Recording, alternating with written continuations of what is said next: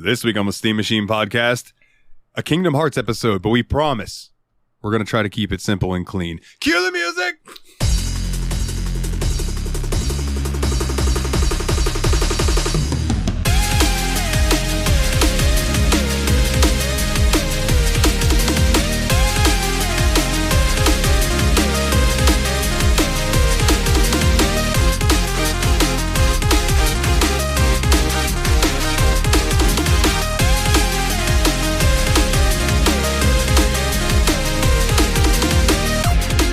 Hey everybody, and welcome back to another episode of the Steam Machine Podcast. My name is Dalton, and joining me, as always, are the Destructo Bros. It is Nate. Hey, it's Willie. How you doing today? I'm doing all right, Big Pimpin'. I'm doing all right. How you boys doing? Let's start with Nate. How have you been up in these past 2 weeks, my good sir? It's been all right. I don't really have any big life events going on or anything, so I'll take that as a positive this time, I suppose. But one thing that I have been doing a lot of lately is a new video game came out, and I think it's pretty good. Chicken Little, the prequel, right? Yeah. Like, been playing the hell out of that. It's been fantastic. But Tears of the Kingdom, Legend of Zelda came out, and honestly, I'm going to be the first one to say it. I think it's just a straight upgrade from Breath of the Wild. Everything about the game is actually better than Breath of the Wild. Hell yeah. And I'm just flabbergasted how impressed I am with this game. It's been a ton of fun, and I'm sure I'm not going to come anywhere near the end of it for quite some time, because it's that kind of game where Skyrim, you don't finish it, you know what I mean? Like, you play it for 3 months before you're finally like, well, I guess I can go finish it now. I'm kind of about ready to put it down, but it's going to be a while till I get to that point where I'm ready to put it down, I feel like. That's kind of how I've been feeling lately anytime I've loaded up Elden Ring. Is like, I'm going to run around and explore and have fun. I'm not really going to try to shoot for going to get wrecked by a boss for 100 times in a row. You know what I mean? It's just fun to go around and explore the world and stuff. And I can imagine in the Zelda game, especially, they've opened up the world a lot more, right? As far as scale. Yeah, they really have. Like, the game is a lot bigger. Like, a lot of people are saying it's like a whole lot bigger, and I think it is, but it's not as big as some people say. Like, but there's now, like, in the original game, you know, you were just on the surface. Now there's like 3 levels, because you have the Sky Islands, the surface, and there's also, I don't think they advertised it very much, but there's an underground area too. So there is a lot of Hyrule to explore. And when I first arrived in that underground area, I seriously thought I went to the Hyrule's upside down, because it just has that aesthetic even a little bit of like Hawkins, Indiana, 1980s, like upside down, like. It's really cool. It's really freaking cool. Hell yeah. So you would Tingle recommend... shows up playing Centipede. What? Stupid joke. Ignore. Oh, okay. Sorry, okay, Willie. I didn't mean to talk over you, bud. So you would recommend it to people who like enjoyed Breath of the Wild. So like, I enjoyed Breath of the Wild, but I didn't think it was the end-all be-all that everybody else did. But do you think I would... Yep. You'll probably like it more. I think it's a better game all around. Because like, I think the... Because you don't have the same exact abilities as you did in Breath of the Wild. Because, you know, you had, like, the thing where you could make ice pillars and freeze time for a second. Like, his abilities are different in this game. Like, this game actually kind of has a crafting mechanic to it. I've been seeing some wacky creations online that people are making. Yeah. So, yeah, it does look cool. Still have weapon degradation? Oh, God. It sure does. Okay, fair enough. Fair enough. I know it's a thing people like. I will succeed to that. Durability fuckers. Well, hell yeah, dude. That's all you've been kind of getting up to? Yeah, that's about all I got going on. What about you, Will? Any big news that you got, sir? Yeah, I've been super busy over the last couple of weeks because been trying to escape that gig economy stuff. So, been putting in a lot of applications, job searching, interviewing, and all of that. That's the second time I've heard you use gig economy. I've never heard that term before. Can you explain it to me? It's like, you know, instead of working for a specific, like, individual customer client, it's like basically making all your money off of what people usually term side hustles. So, like, you know, your Uber drivers and delivery people and, like, I don't know, people that are making money off of surveys and stuff like that. Okay. Basically, it's when you're in capitalist hell because anything you do, you should be making money instead. It's kind of like being a freelancer, except without the part where you have a noticeable skill you can put on your resume. Without you don't have any free to lance. Yeah. It's more like being a servant lancer. Well, I'm glad that you were getting out of that, my good sir. So continue. Yeah, so I kept on going through places and found a place that was looking for some people to do some sort of kind of hybrid accounting, bookkeeping, payroll, billing type stuff. And, so I basically spent the last week brushing up on, some old accounting stuff I'd known about. Did some courses on QuickBooks. Actually downloaded the free trial of QuickBooks Online and started, set up a sample company in that, and did really well in my interviews for that, so I'm supposed to be starting that job on Monday. Woo. So, looks like hell yeah. It's going to be about a 25 to 30 hour a week job. It's going to be a pretty hybridized thing in a kind of smallish company, so I'll be doing several different things, but at its core, it's basically an entry-level accounting position, and, I'm just going to be happy to be getting a steady check that I know how much it's going to be before I get paid, and I know when it's coming. Yeah. Yeah, for sure, dude. Well, God, I'm fucking and being back in, a sitting down job where there's, some off time instead of just constantly busting my ass going hither and thither at someone else's beck and call. I'm glad you mentioned sitting down. I'm going to have to remember that for a minute. So... I guess no. I'll ask you the name of the company off air. Now that I think about it, yeah. No. So it's a small enough company that this is actually kind of a doxing risk. Yeah. I'm not even going to say exactly what they work on. Yeah, no. That's totally fine. Yeah, that clicked with me immediately. I'm like, oh wait, never mind. Yeah, no, we'll talk about that later. No, it's not like I'm working for like Humana or one of the other huge companies that has like 1 million employees in this town. No, so like if it was like just UPS or something, I'd be like, if it was just like UPS, I'd be like, yeah, I'm doing accounting for UPS because there's like 500 of them probably. Willie is actually the elected CEO replacement for Elon Musk of Twitter. He's just he just doesn't want to tell you guys because he's what's the word I'm looking for? I'm under a non-disclosure agreement, so I'm not going to tell you everything, but I do promise I'm going to bring out silver check marks that'll only cost $2 a month. But if you want that blue check mark, you're going to have to go to Blue Chew. Hey! Just kidding. We're still not getting paid for this. So yeah, I guess does that just leave me? Is there anything else you wanted to talk about, my brother? No, it's just, that is kind of my preface to my experience with this episode is because I've been doing that. I've also been dealing with a lot of other, getting business taken care of in my real life, regulating my sleep schedule, handling all that kind of stuff, dealing with finances. And because of that, I didn't get much time to play the game. So I'm going to definitely be the person in this with like 1/5 as many hours as anyone else. So don't have high expectations of me. Dude, as soon as you said you were taking care of business, my brain immediately just goes, taking care of business every day. And I'm ashamed. I don't even know who sings that song, but it's Bachman Turner Overdrive. Is it? I was thinking it was Foghat. Yes. Okay. That is not the worst guess I've ever heard. That is at least kind of contemporary. One of those Southern rock bands. The kind of bands that you associate with the turning on the classic rock dial and you're like, hey, okay, this makes sense and I don't hate it. Like the song that follows it on the radio is that I'm traveling down the road and I'm flirting with disaster.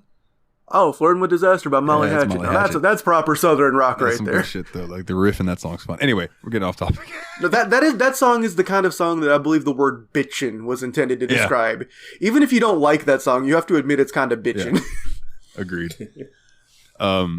So yeah, dude, I've just been farting around, working. Been hanging out with my friend Brandy a lot. Well, I say a lot, probably like once or twice a week, which is a lot for me because I'm a hermit and I don't ever get out. So it's been nice, did some Mother's Day stuff for her. I've been playing a couple different games. Been messing with some more Hogwarts Legacy, but I know neither of you care about that, so I'll talk about that with Jeremy. It's all good. I did have another thing. There was one game thing I did get around to, but I forgot about that because I just want to talk about my real life stuff. So I did have a Doom mod recommendation for people. What is it? So the thing is that it's kind of hard to explain it without kind of spoiling a lot of the premise of it. And the premise kind of sounds ridiculous up front, so it's better to experience it. So I'm going to kind of do this in a couple of spoiler waves.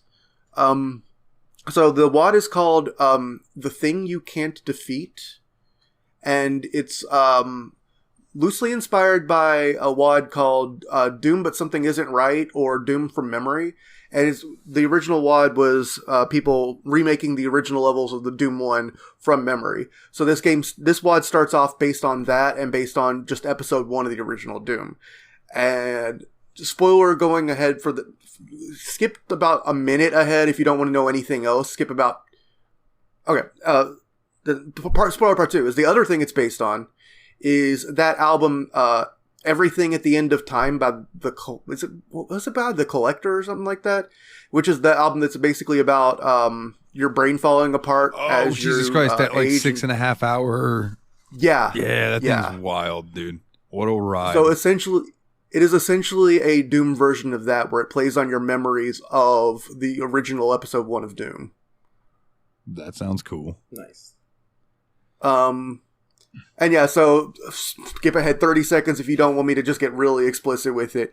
But basically, it's this weird kind of existential horror thing where essentially, I guess the premise is that you're kind of Doom guy with terminal dementia, and as you progress through it, the world gets more fragmented, strange, things aren't really remember them and all that, and then it starts to develop into this really surreal horror before coming together in one of the best conclusions I've ever seen in a Doom WOD. Like, it genuinely was horrifying, touching, and emotional, and I did not expect that from something like this. So, for someone who hasn't played the original Doom since they were probably 7, 8, would it still have the same impact on me, or is it something that like I would need to go back and play the first game first and then go play this one? I feel like if you played through it enough times that you could probably do the first 3 levels or so from memory, that would probably be enough to get something out of it. But doing a refresher course of playing the first episode again right beforehand, just so you can start to see how early things kind of get mixed up, is probably a good idea. I promise you don't need to memorize the whole thing, though, because the further you get into it, you know? Yeah, I mean, I put a decent amount of time into Doom 2, if I remember correctly, and yeah. I can't remember a damn thing about it. Yeah, so I think definitely just playing through the first episode of Doom, because it is just based on the first episode of Doom 1, essentially. Okay. So if you just replay through that one time, and then I think it supports difficulty levels too, so I mean, that the combat is not the point. And what was the name of it again? The Thing You Can't Defeat. It was released late last year. It was considered apparently for the CACO Award nominations, but they didn't end up putting it in there because they thought, you know, it was, I guess it's because it was ultimately kind of short compared to something like that. But with like My House This WOD coming up earlier this year, I think people are looking into these things that use GZ Doom features to create strange experiences that play on Doom as a vessel for like meta game nostalgia almost. Okay. I can get behind that. That sounds like a really weirdly literary thing for something that on its surface sounds really stupid, but I do promise it. I found it touching, and I think I would have found it touching if I weren't, like, obviously it means a lot to me because of what Doom, you know, how much I love Doom, but I think even if that was just like a game I was mildly nostalgic for as a child, I think it would still hit just about as hard. I'm going to say something that you might find is blasphemy, and then we can move on. Sure. I want to play a third-person Doom WOD. Like where you can see Doom Guy and you run around and shoot things. I'm pretty sure I remember there being a pretty good one that involved like a lot of melee combat, but I can't remember what it was called now. But it was definitely more trying to make almost like a character action type game out of Doom. Like, I do not remember what it was called now. In my head, but they were going for kind of a Platinum Games vibe. In my head, I'm thinking like PlayStation 1 era blocky 3D graphics. Oh my god, I did see someone try to make a fixed camera horror Doom mod, and it looked really interesting, but my god, apparently coding for it was just a nightmare because you had to manually place down all those camera points, and like, those kind of games are harder to make than you realize. Like, there's a reason why we lost pre-rendered backgrounds in games, and now everything is 3D fully rendered. Because I really do have a huge nostalgia for that PlayStation era pre-rendered 3D background thing, 100%, too. 100%, dude, I love it. All right, so I've been playing. Speaking of pre-render stuff. I've been playing through Sacred Gold. The title does not ring a bell. So it was like in the era of Diablo 2, like those types of games, and it's that same style of game, and it's hella fun, man. I really like it. There's a lot of classes to choose from. I'll probably pick it for the show at some point because I think it holds up enough that y'all wouldn't hate it. If you have multiple screens, it might do some weird shit because it does to mine. Where like I'll have YouTube playing on one of my screens, and then I'll open up that game, and because it has to change the resolution to something so strange to my monitor, it just shifts all my windows around. Oh yeah, I need to remember to do, like, for games that are pretty old and operate in full screen one screen, I need to remember to turn my scaling off before I launch them, because sometimes they launch in bizarre resolutions since I have that thing set up where my main monitor is at like 125% zoom. Yeah. Fuck, I didn't think about that. Yeah, mine zoomed in a little too, so I wonder if that's part of the issue. Anyway. Worth looking into, homie. I've been really enjoying that. Also, been having an issue in 2K23 where I'm in universe. So my universe mode, I finally got it set up the way I wanted it, right? Started playing, started a show, decided to switch it from regular classic universe mode to superstar mode, which is where you just pick one person as play as them, kind of like role playing. And so I chose Blade, of course. So I am in the main event of SummerSlam against MJF, who I downloaded from the Creation Club. Only problem is, I've definitely seen his name popping up in a lot of your rosters. Yeah, I love MJF. He's one of my favorite heels of all time. Like, already. Like, he's so such good. A dastardly son of a bitch, and he's so young. He's only going to get better. It's insane. Like, he's like, yeah, he's ridiculously young. So, every time I go to start the match, game crashes. And it won't let me switch back from superstar mode to classic universe mode because I started a show. I have to finish that show before I can switch it. So I can't simulate it. It has to make me play it. But it freezes every time it tries to load the match. So now I'm just like, well, I guess I could just delete my entire universe and start over.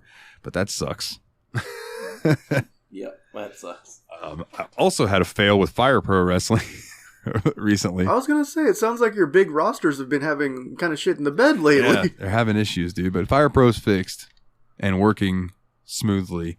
Ponytail on Bianca, by the way. Not as long as I would like, but still functional face.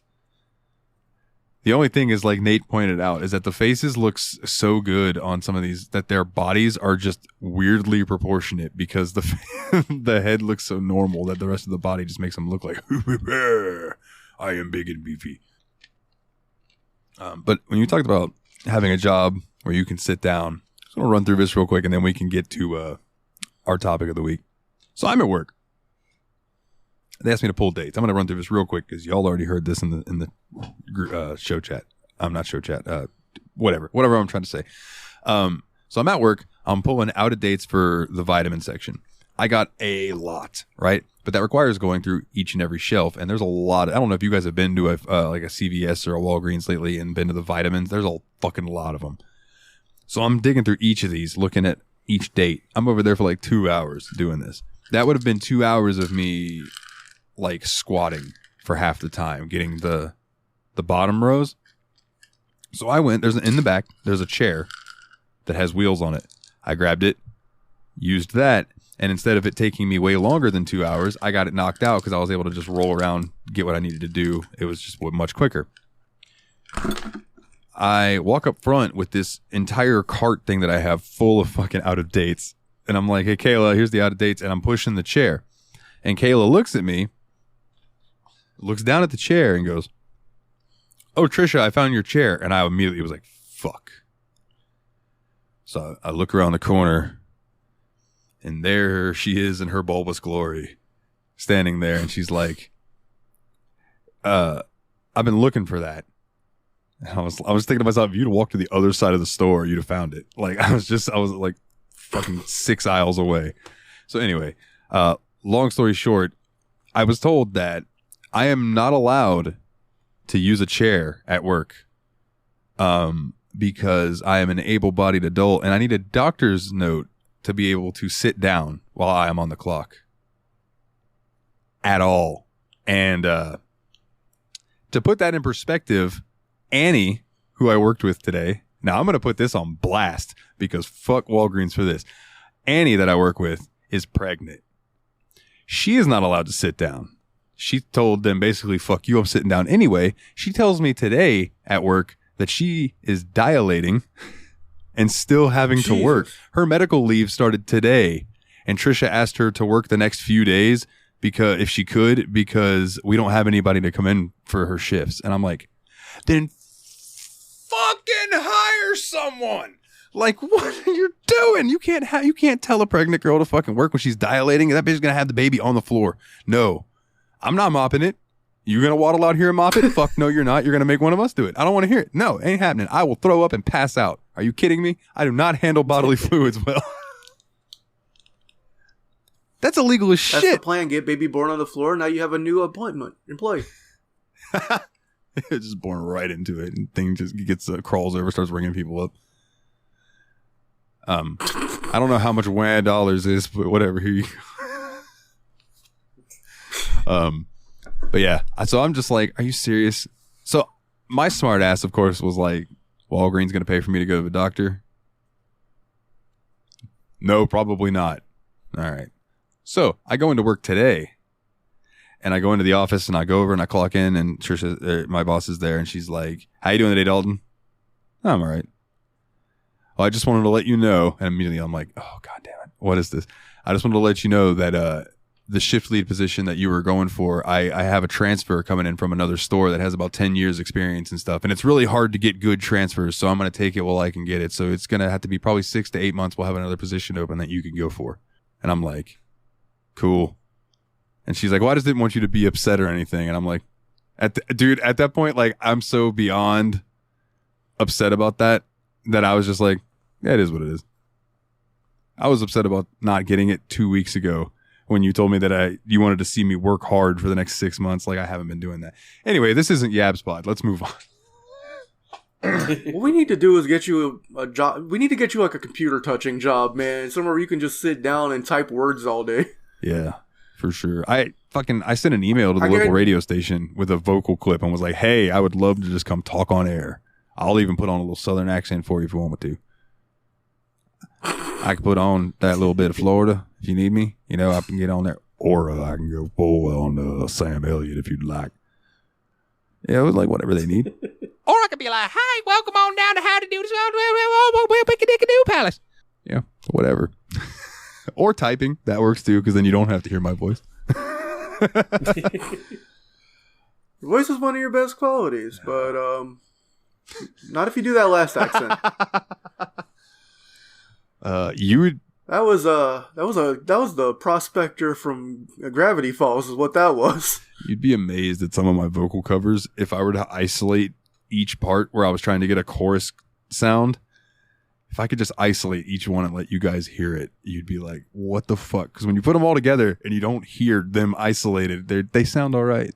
But there have definitely been some times when I've been listening to them like, that wasn't a karaoke track background vocal. That was Dalton doing something weird as shit, wasn't it? I like to do weird as shit things. All right, boys. Enough of my mumbo jumbo. I'm sure I've done other things this week that I can't remember, and it's fine. We played a little ditty called Kingdom Hearts.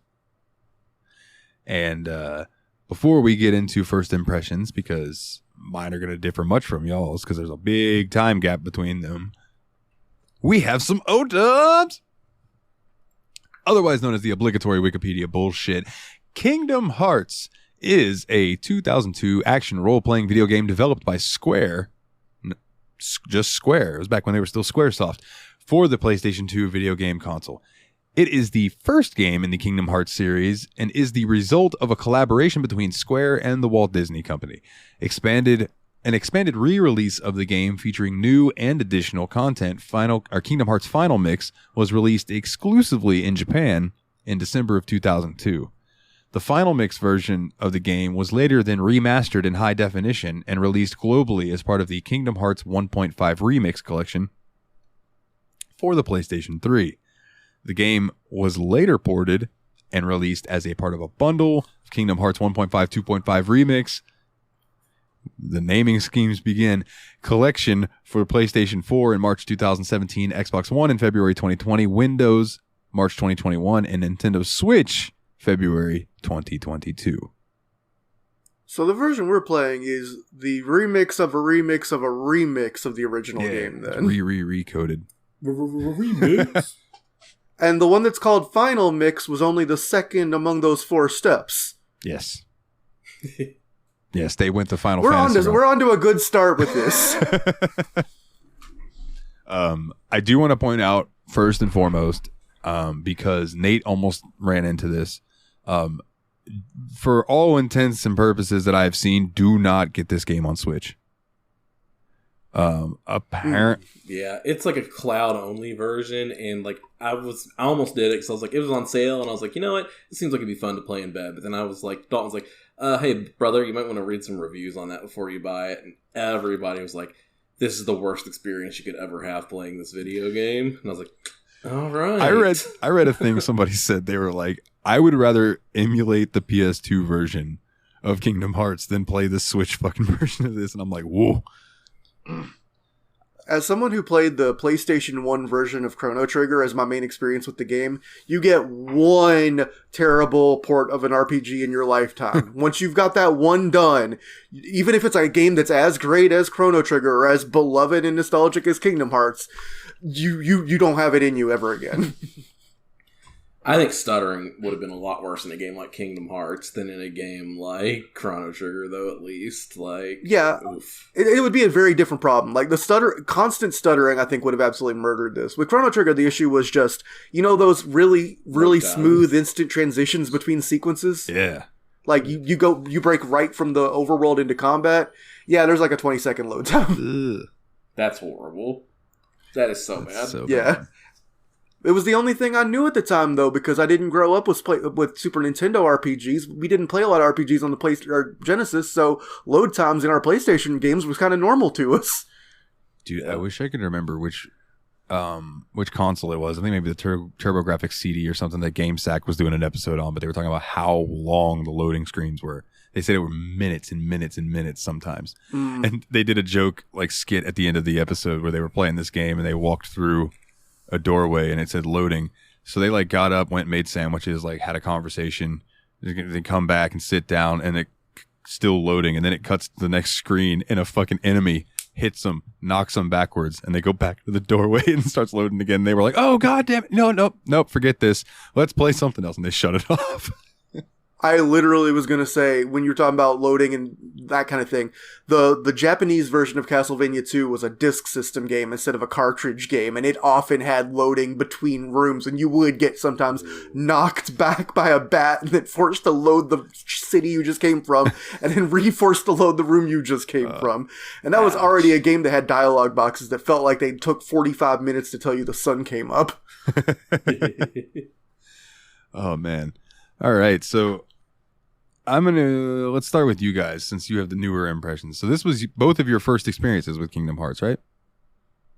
Yep. Believe so, now, yes. Willie, I want to start with you on this because you seemed, and I don't mean this in an offensive way, I promise, you seemed the most intimidated to get into this out of the three of us. Yeah, honestly, when Kingdom Hearts came, I was kind of behind the scenes trying to campaign for us not to play Kingdom Hearts. I was like, is there any way I can rig the poll to prevent this from happening? I didn't want to get into it just because the series is so long and full of lore and stuff that I felt like even just getting into the starting room would be kind of a big hurdle to overcome. And I was really worried about that.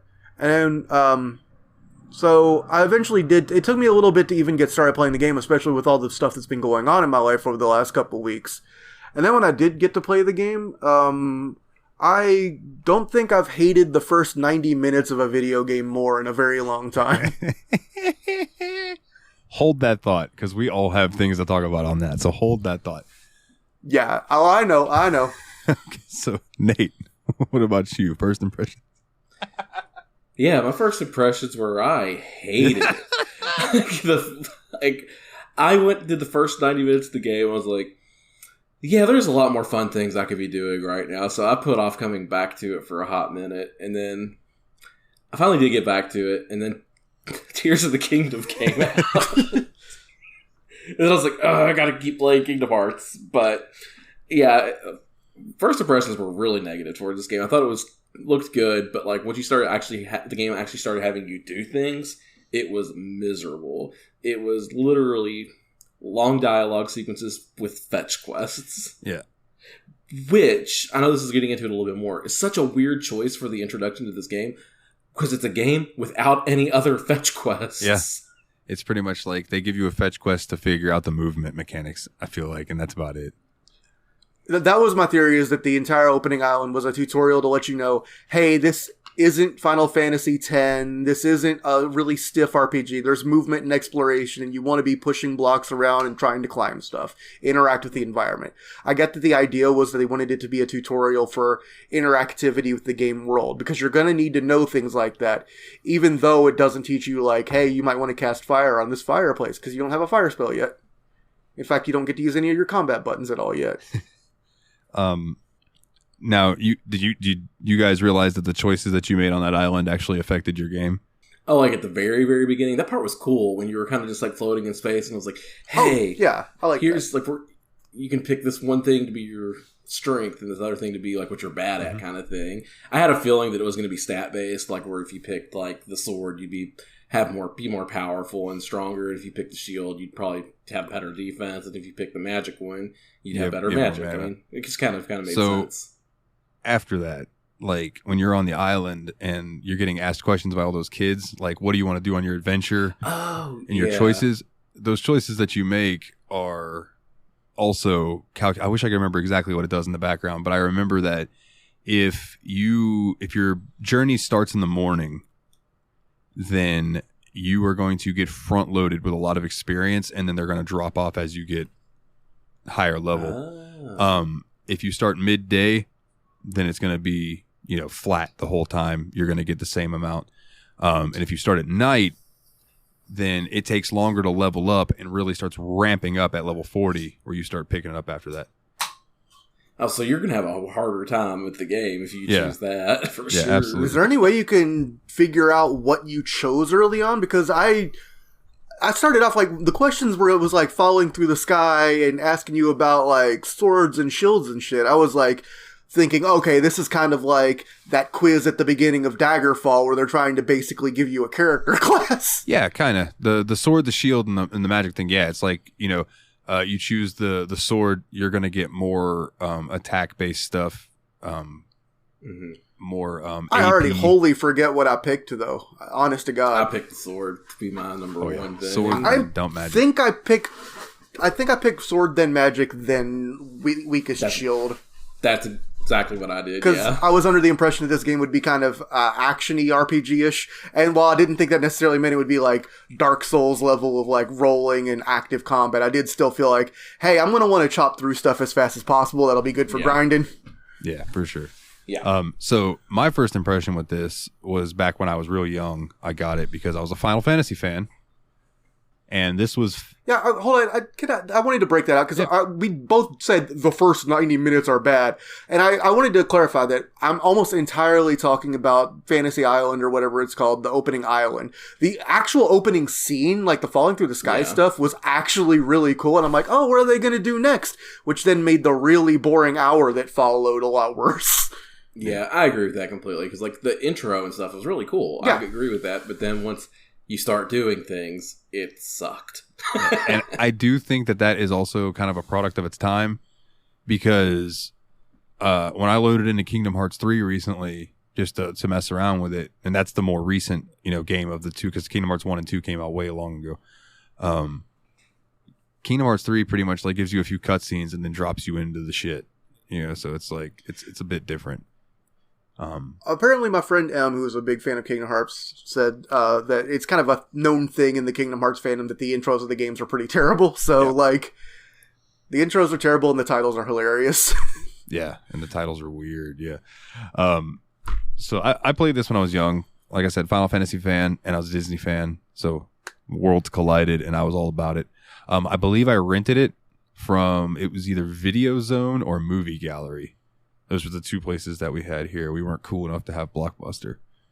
But I rented it, played it, fell in love with it, and then went and got it from Walmart, I'm sure, or somewhere, and I brought it home. As a kid, I didn't mind the beginning island level and stuff because I thought it was so pretty, and this game was one of the prettiest games I had ever seen. And then I got Final Fantasy X.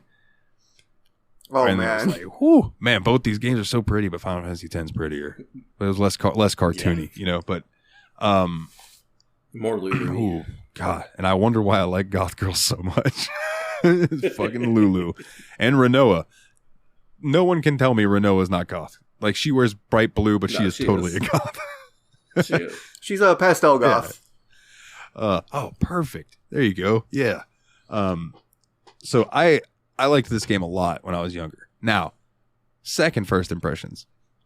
When I came back to it, like I told you guys in our host chat, I at one time had a little smoking area set up in my garage with a big table for, like, we'd go out there, we'd play D&D around the table and stuff. But I had a CRT set up and a PS2 set up. Now, this fucking CRT didn't even have a power button. I had to take a Sharpie and stick it in the hole where the power button's supposed to be and press the insides, and then it would turn on. But you didn't want to do that with your finger because you might get shocked. So it's like, use the fat Sharpie and just bloop.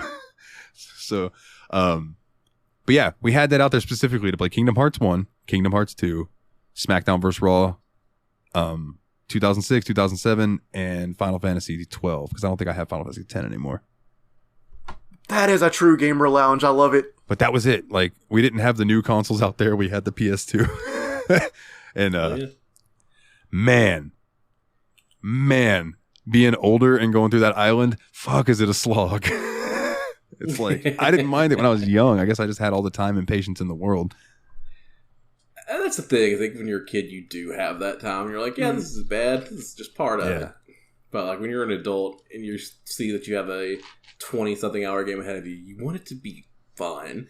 And like that first 2 hours, you're like, oh God, please don't tell me the other 18 is going to be like this. Yeah. And luckily, it does pick up once you get off that first island. I'm literally not kidding. I sent messages to Nathan when I started playing this game because I only actually got to it first playing it Sunday or late Saturday night, early Sunday morning. And the messages I sent him as I was going through the island, quote, unless the cloth was part of the first one, I think. But if there were 3 fetch quests, you're going to need to find a new co-host. I'm not even kidding. If I take all this shit to Kyrie now and she tells me, you need to go find a torch, 3 pieces of bark, and 2 rat skins, I'm done playing this forever. And then like 5 minutes later, I get a message saying, oh good, a Donald and Goofy scene. I like these guys. Why are they holding on to this shit? This is what I came here for. Why did I have to walk around collecting coconuts? And then 5 minutes later, hooray, I'm allowed to play the video game now. And it was funny because I felt like I had to be like, Willie, just play Kingdom Hearts. Promise me you'll just go and play Kingdom Hearts for an hour and a half right now. And you're like, fine, I'll do it. And like, you were so much happier when you did. Yeah, I mean, especially because the way you made it sound, you were like, you were prepared to let me bitch about it because you like itemized the first areas in the game and just to be like, you're only going to spend a little bit of time here and it gets better, I promise. Now, once you leave, so I mean, do you guys want... Yeah, I want to say a full second set of first impressions for the Gummy Ship and Traverse Town, right? Yeah. Yeah, because I personally adore Traverse Town. Something about... And again, it's probably nostalgia these days that makes me feel all warm and fuzzy while I'm there. But like, I have always loved the aesthetic of that place. Like, it would be such a cool little quaint place to live if there weren't Heartless. But the whole weird where like people go there when their worlds are destroyed, and it's like Traverse Town's like this kind of strange purgatory thing. At least that's what I think of it now in my stoner brain. When I'm like, it's kind of odd to think about now that I'm older. But back then I was just like, oh, cool. It's just this world where everybody can meet. But I guess I'm kind of getting ahead of myself. So when you guys first get past the island, you know, what were, because I'm more interested in what you guys think, and then I can kind of talk about me throughout whatever. But like, okay, I have one more thing about the first island though that I found really confusing. It's like, because like, you know, they kind of say like people are off, like you said, go to Traverse Town when their world's kind of like gone or whatever. My question about this game in general is, what the hell? Okay, I could have dealt with it. It made sense to me that, you know, Zidane and Waka were on the island, but what were Zidane, Waka, and Selfie Telmet doing on the island? Quick correction. That is not Zidane. It was Titus. That is Titus. Yeah. Titus, sorry. But yeah, they're the same. Damn it, you beat me. When you scrunch them up to chibi proportions, they are a lot more alike. Yeah, I could, like I said, Titus, you mean Long the same Zidane? place made sense to me. What was Selfie doing there? Yeah. Well, Selfie's world was, I don't, it sounded like they were trying, I'm not sure if this is necessarily true, but it almost sounded like all the PlayStation Final Fantasies were destroyed in the same world. Yeah. Yeah, that's the vibe that I get. Because they were talking about, like, our world was destroyed, and, like, the FF8 and 7 characters were saying that at the same time. Yeah. Speaking...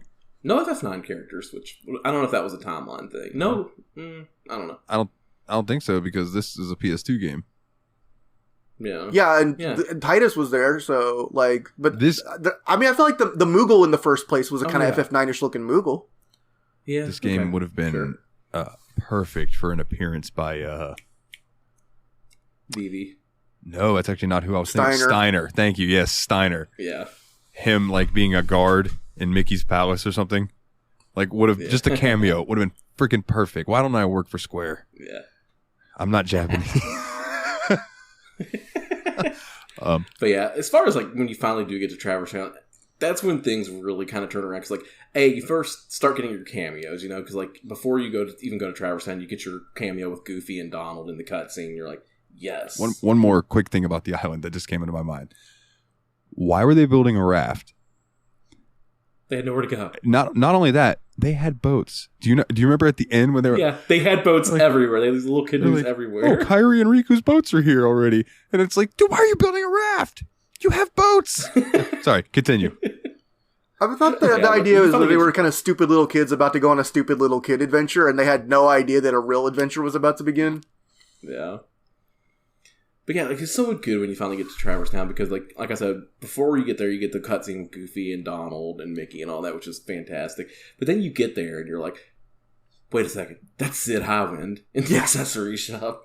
And then you go down to the item shop and there's Huey, Dewey, and Louie, right? And if you notice, like, Sid, I believe, had a piece of wheat in his mouth instead of a cigarette. They were like, we can't have a cigarette in the Disney thing. Like, he's like, they're like, fair enough. Yeah, and Sid definitely said motherfucking a lot less often. It's the Final Fantasy VII. Yeah, he's a lot cleaner spoken. Yeah. Yeah. But the whole first little part of that being in Traverse Town, like, you're walking around and Donald and Goofy keep trying to find you, and you keep ending up on the same screen at a different moment every time. That's just such a good little, like, cartoon thing that happens early in the game that really sets the tone that, like, yeah, we're in a Disney cartoon now, boys, with Final Fantasy characters. Because that's what it felt like to me. It felt like we were in a Disney show with Final Fantasy characters, not the other way around. Yeah. Which even surprised me because when this game came out, I really thought of it as like a Final Fantasy game that takes place in Disney worlds was how it was sold to me originally. And no, it's its own thing, and it's definitely Disney cartoon with fun cameos. Yeah, and I think that's one of the things that I really liked about the game in general too, is like I felt like they designed Sora and like Riku and Kairi to kind of be like a blend between Final Fantasy and Disney. Because if you look at the shoes, especially of those three characters, those are the Disney feet. But then when you look at the hair, it's the Final Fantasy hair. But it's very much a blended of the Disney and Final Fantasy. And I thought that was a really cool aesthetic that they did with the three main characters. Quickly while I'm looking this up, Oh, actually, never mind. I got it. So, have you guys ever heard of a game from Square Never. called The Bouncer? Oh, yeah. Do you remember what the main character looked like? I'm going to share a picture right now in our recording chat. Does he or does he not look kind of familiar? Oh, my God. Huh. Oh, wow. So It's fully Square Sora.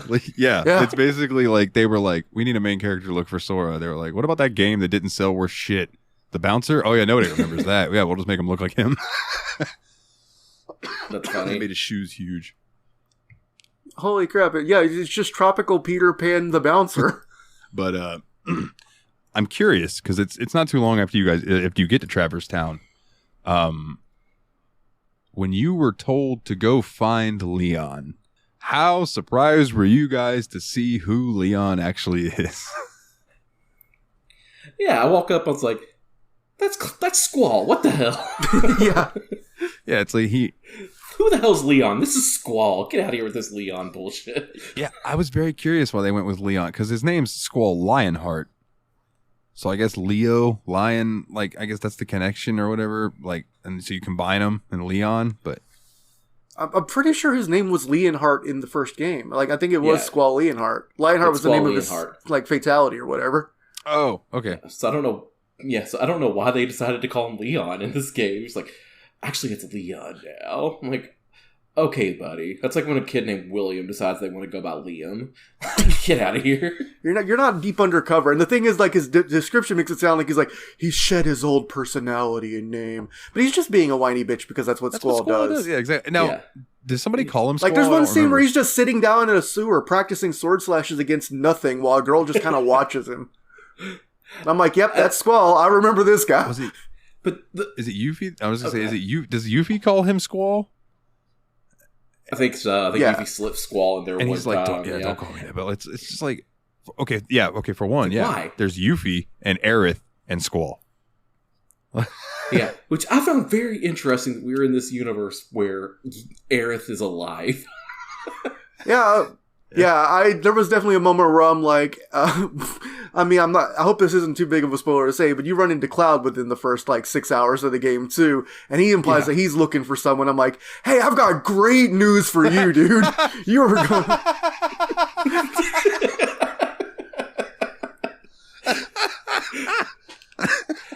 That's not what I was expecting you to go with that. But that's really funny.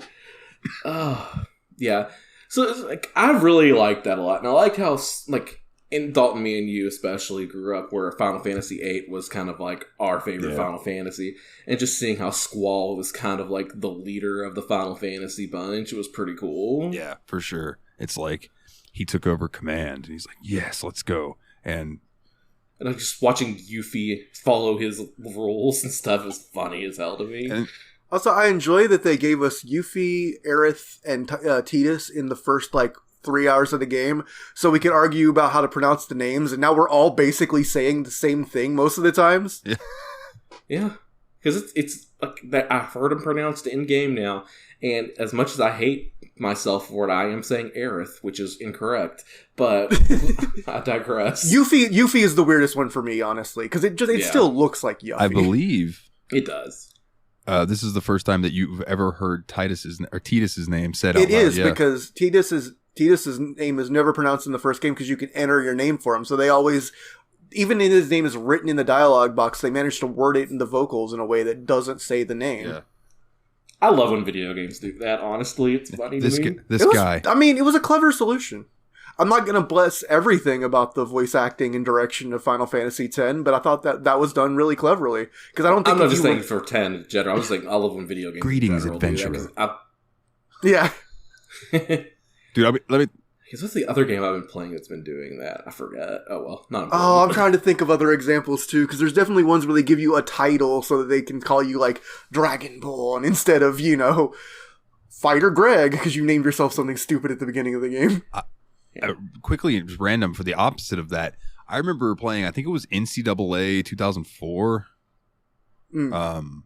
maybe 2006. It doesn't matter, I guess, the year. It was whenever my brother was going to UF, and I made a quarterback, named him Dalton Suitor.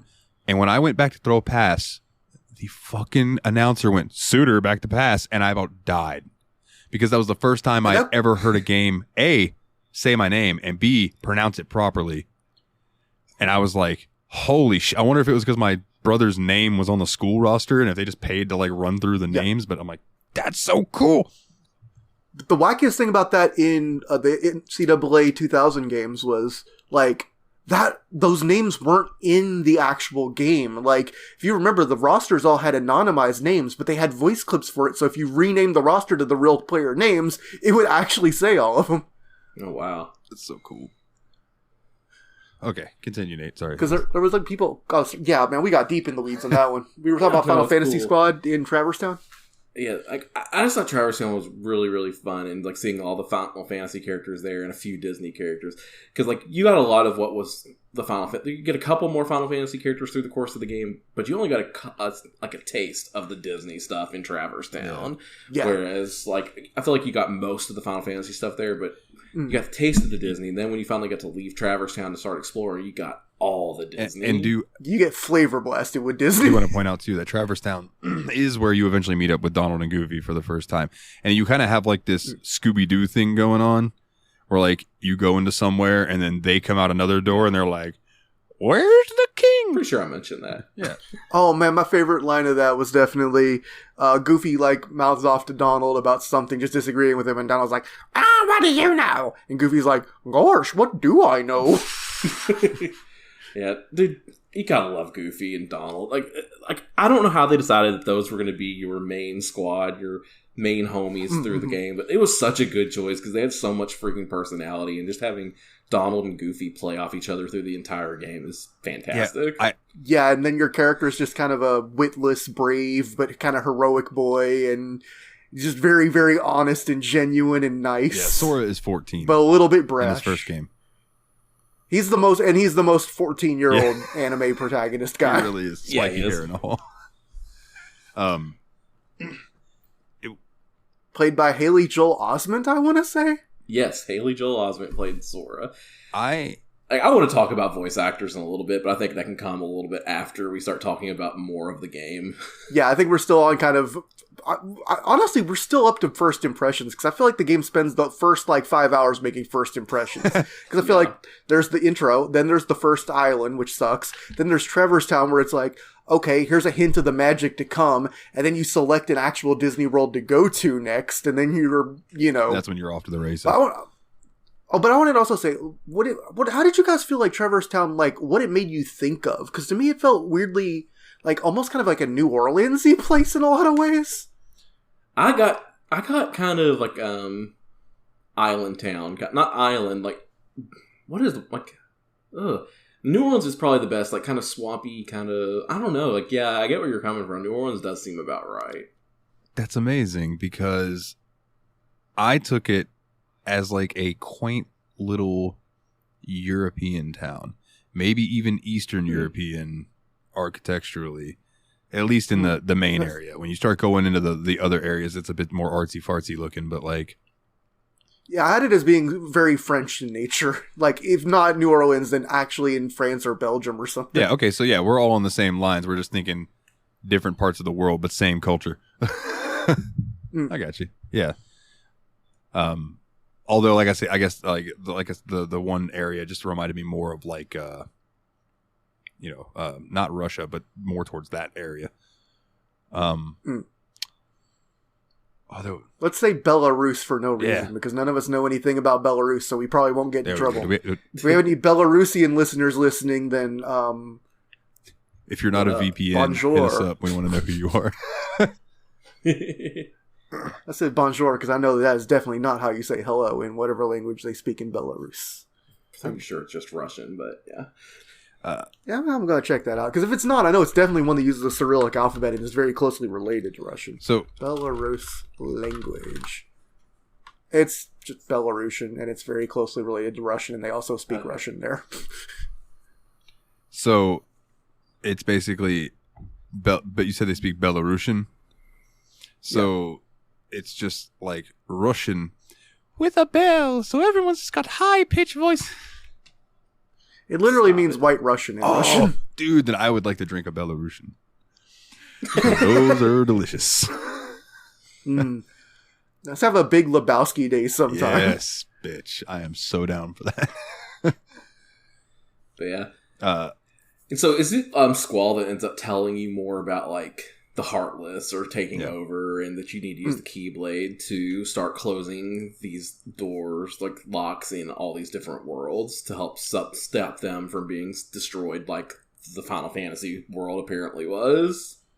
Yeah, and he's the one that also, I think, tells you about the keyholes. And because something to do with him is that when Sora gets the key... No, I'm sorry. Sora has the Keyblade. He recognizes it. Because you have to fight him at first. Did you guys win? I beat his ass. Okay. Kick Squall's ass. It's funny to me, too, because I was looking at a walkthrough to make sure I wasn't, like, looking too long in one place and I could go to the next area or whatever. And it described that fight as, believe it or not, you can actually beat Leon in this fight. And I'm like, what? I kind of kicked his... I just didn't stand in the middle of his attacks. Yeah. Well, you got to think, this game was marketed towards people who were a lot younger than we are now. So, like, kids might have not thought to, like, dodge, per se. This FAQ specifically was written for the HD remix, though, so they had time to get better. Then, I have no argument there. Get good, son. Now, maybe I'm the one that's over there dodge rolling and stuff because I have played a Souls game or two, but yeah, so then he basically tells you that you guys need to go out, and Donald and Goofy are the ones that are like, you know, I'm not going to try to do their voices. I was going to try to do Donald, but I can't. They have a ship basically for the Donald voice. Now, would you like to use this point to talk about gummy ships, or do you want to talk about it later? Yes. Yeah. Okay. Let's talk about the gummy ship. I thought the gummy ship sucked. I didn't enjoy those segments at all. It was like a really bad... Should have been a twin stick, but they didn't use it as a twin stick. You had one stick to steer and aim your weapon to fly these really dumb space sequences between worlds. I did not enjoy the gummy ship stuff at all. It was a bad Star Fox, which is still pretty fun for me, personally. Especially because it felt very easy and minigamey to where I wasn't worried about anything going wrong. Yeah, it just felt like a waste of time to me. Yeah, it definitely had... Between that and, like, like, land surfing down the trees in Tarzan World or whatever, it definitely had that early 2000s, late 90s Squaresoft doing too much. We had to have another mini-game here type of vibe. Which, you know, Final Fantasy VII motorcycle hitting the guys off of you. I was literally thinking of Final Fantasy VII snowboarding, but that one also extremely applicable, yes. I remember as a kid, like when I first played this, the gummy ships annoyed me because I thought it was really hard.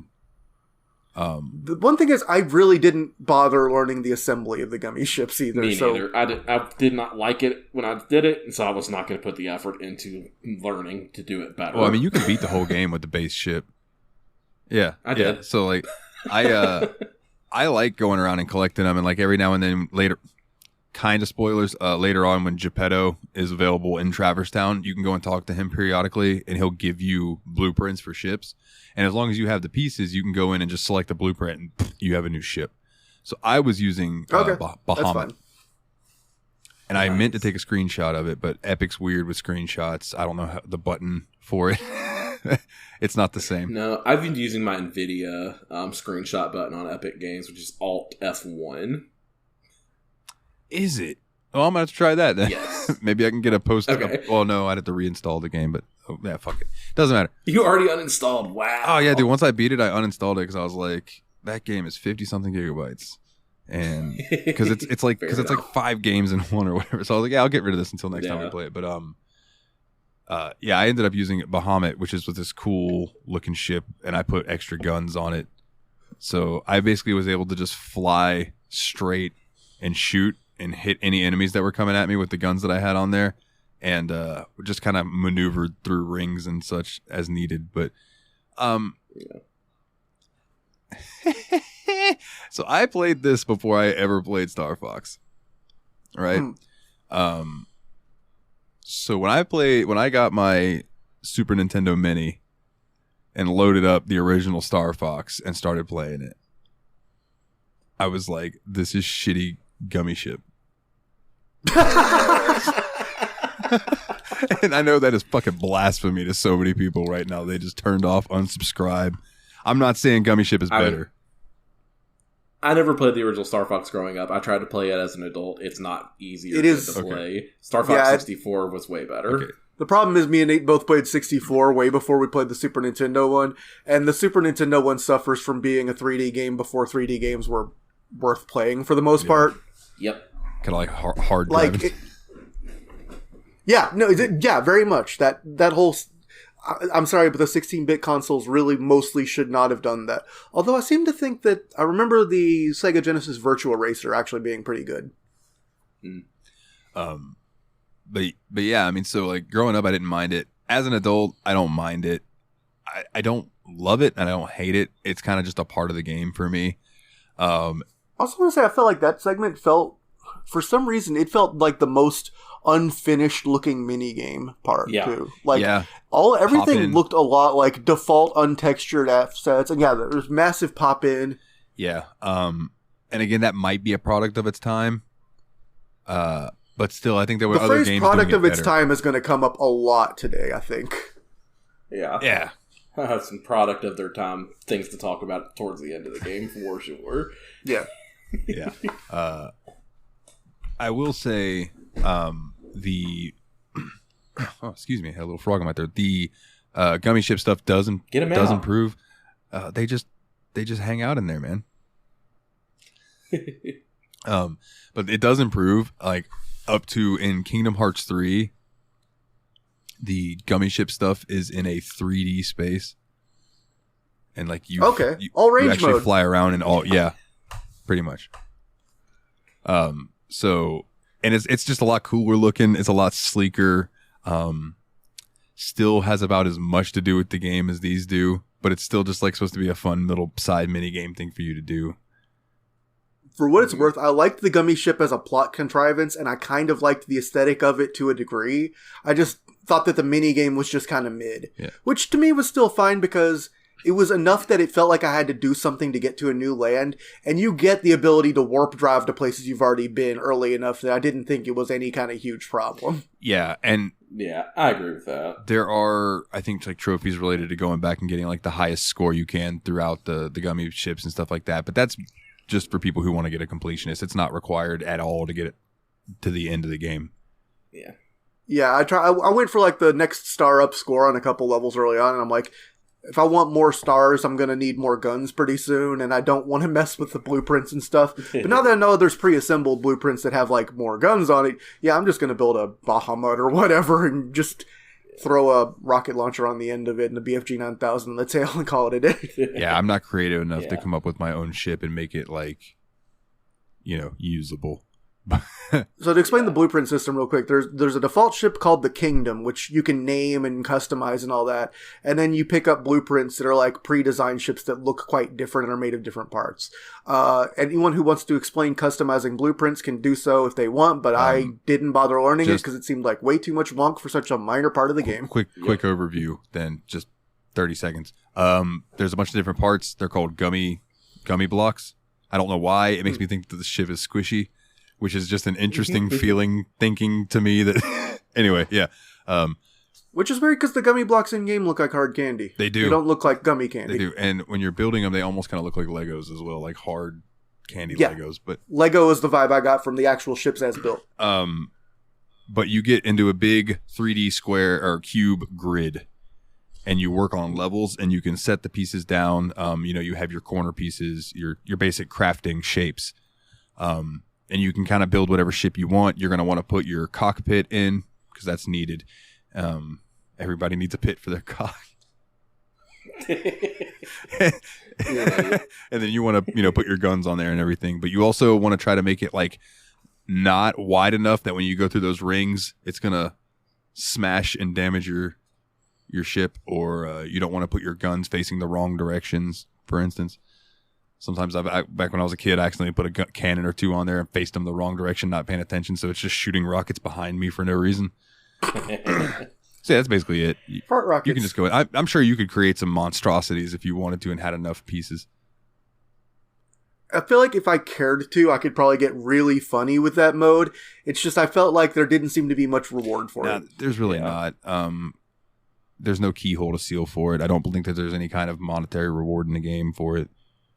Just scores. Have you told me that I got the ability to, like, I don't know, summon some crazy thing if I had, like, the high score on every gummy ship, then maybe one day I could see myself getting back to it. But might have had something to do. I think it was maybe getting the high score on all of those and sealing all of the keyholes back in the day would unlock the secret ending. But you can watch that shit on YouTube now. Yeah. So it's really just there for completionists at this point. But yeah, that's gummy ships. I mean, you fly around, you shoot things, you get scored. It's like, you remember back in the day when Tekken would put Galaga in their loading screens and shit? It's kind of like an interactive loading thing while they're pulling in the new world. Oh man, Splatoon had the best interactive loading screen when you're waiting for matchmaking, where you could play this game called Squid Jump. Anyway, that's completely off the rails here. But yeah, so the whole point of Gummy Ship basically is to get you from one world to the next, and it just to have you do like a little mission between those two worlds. And there was one part where the Gummy Ship played a part of the plot that I thought was kind of interesting, but we'll get to that. Well, it was actually two, technically, but one was more interesting than the other, I'll give you that. Well, I mean, even in the very early going, the fact that you're finding gummy pieces on planets is why they suspect Mickey Mouse might have been there. Because he's also a gummy ship pilot. Yeah. Yeah, and he also shits gummy blocks. For those of you that didn't know. It's like, anyway. Gosh. So at that point, you're basically going around to these different worlds after that, trying to seal their keyholes, and you're looking for Kyrie, because Kyrie's gone missing, is the whole thing. Like, you landed it there, and you did not find Riku or Kyrie once you got to Traverse Town. So you're kind of going through the universe looking for them, while taking Donald and Goofy looking for Mickey, while you're looking for Riku and Kyrie. And if we didn't explain who those are, Riku is like your childhood friend who's kind of the Billy badass of the group, and then Kyrie's kind of like the nice little girl from your hometown. Yeah. Riku is your rival, and your guys' rivalry is basically over who can get Kyrie to like them. Yeah.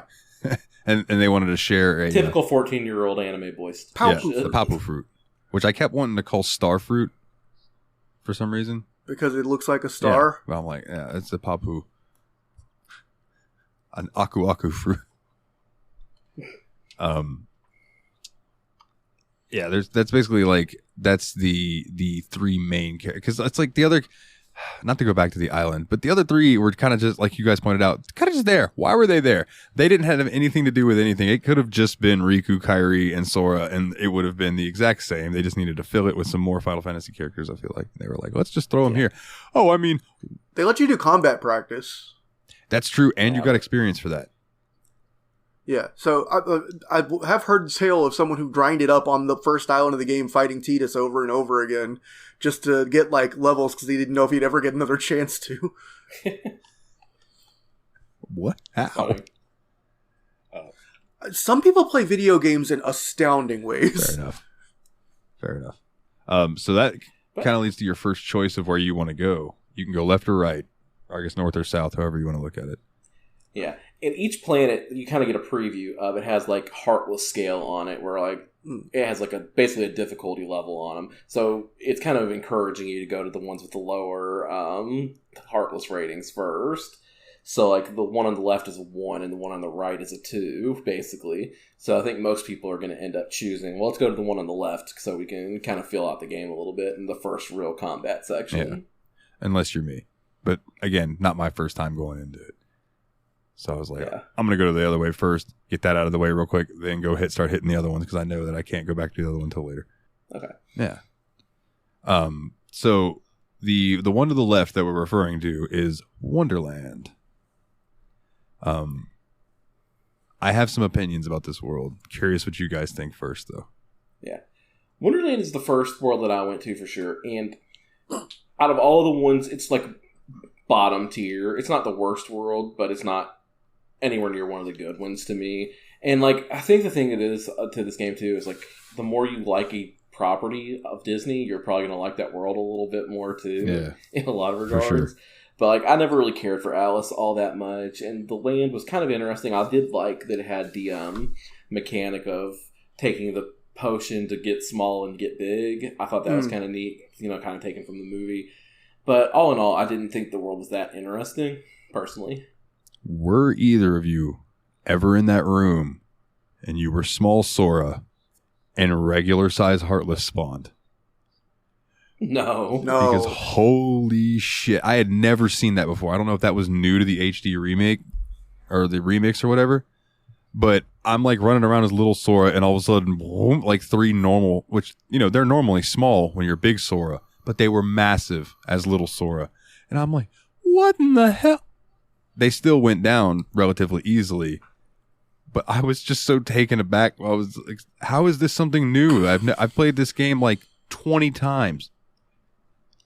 How was I never? So I guess it's got to be something. It was just included in the new version. Yeah. So the thing about Wonderland I felt is that I think that it's the last tutorial stage of the game. Yeah, agreed. It basically has what you do is like they're accusing Alice of being this big criminal, the queen is, and you get the opportunity to find pieces of evidence to prove that she's not the big bad guy that's hurting their planet or world or whatever. And so basically, actually, this kind of is like another fetch quest. I lied a little bit, where you have to go around the forest and look for 4 little items to help prove that Alice isn't the guilty party. Yeah. Or you can do none. The good news is you get... Oh, yeah, please. No, I was going to say, or you can do none. Like, I think you can go and just talk to her again and be like, or you can go find one piece of evidence and then turn it in. But if you find all 4, then the Cheshire Cat teaches you a magic spell. Yes. Blizzard? Yeah. Yes. Yeah, I think that is my most used spell so far in the game. Yeah. Again, I only got to about 9 hours. Yeah. So, my opinions on the Alice in Wonderland world, you could have included something else and made it more impactful. Alice is not a princess. I agree 1,000% with that.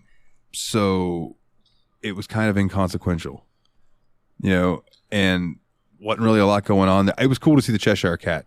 I love that character. Yeah, I absolutely wanted to throw that in as like, I wish we would have got more random stuff. We get a little bit of White Rabbit but we do get a good amount of Cheshire Cat. And I think that was delightful because he definitely kept showing up and just being kind of a dillweed and being helpful at the same time, and always being cryptic and just grinning menacingly and standing on his own head. And I was like, yeah, thank you. This is good.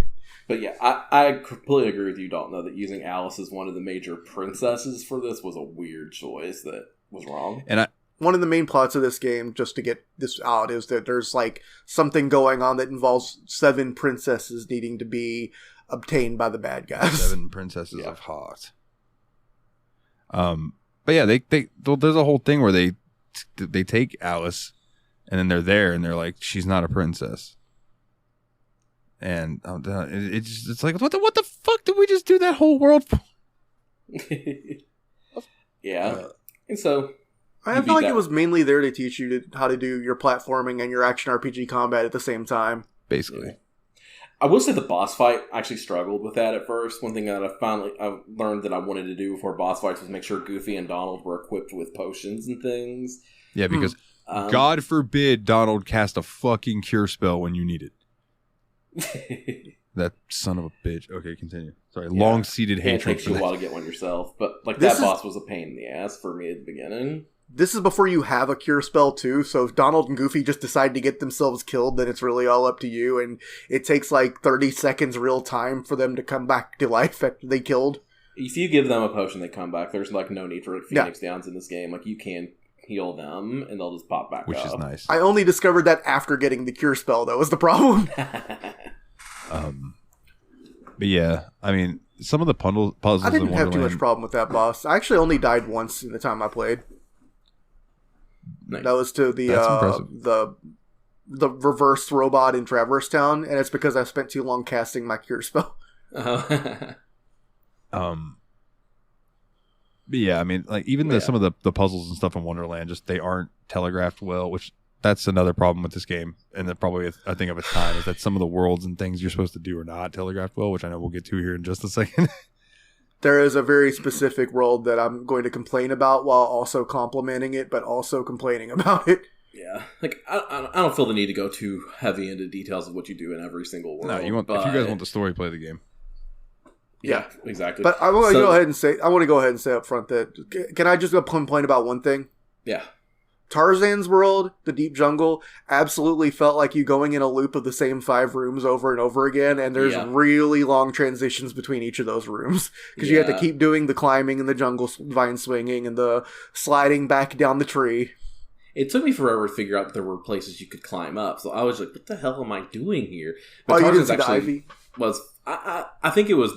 It looked nice, and I liked the story there. And Jane would have made a better princess for this game than Jane was tight. Yeah. I liked her. She seemed very very noble and a good balance to the characters there. And this one actually had a Disney-ish boss where you actually fought Clayton from Tarzan, who was kind of possessed by Heartless at the end of the stage as well, which I thought was a much better touch than the weird just Heartless boss in Wonderland. Yeah, and Jane did have a little bit of fish face.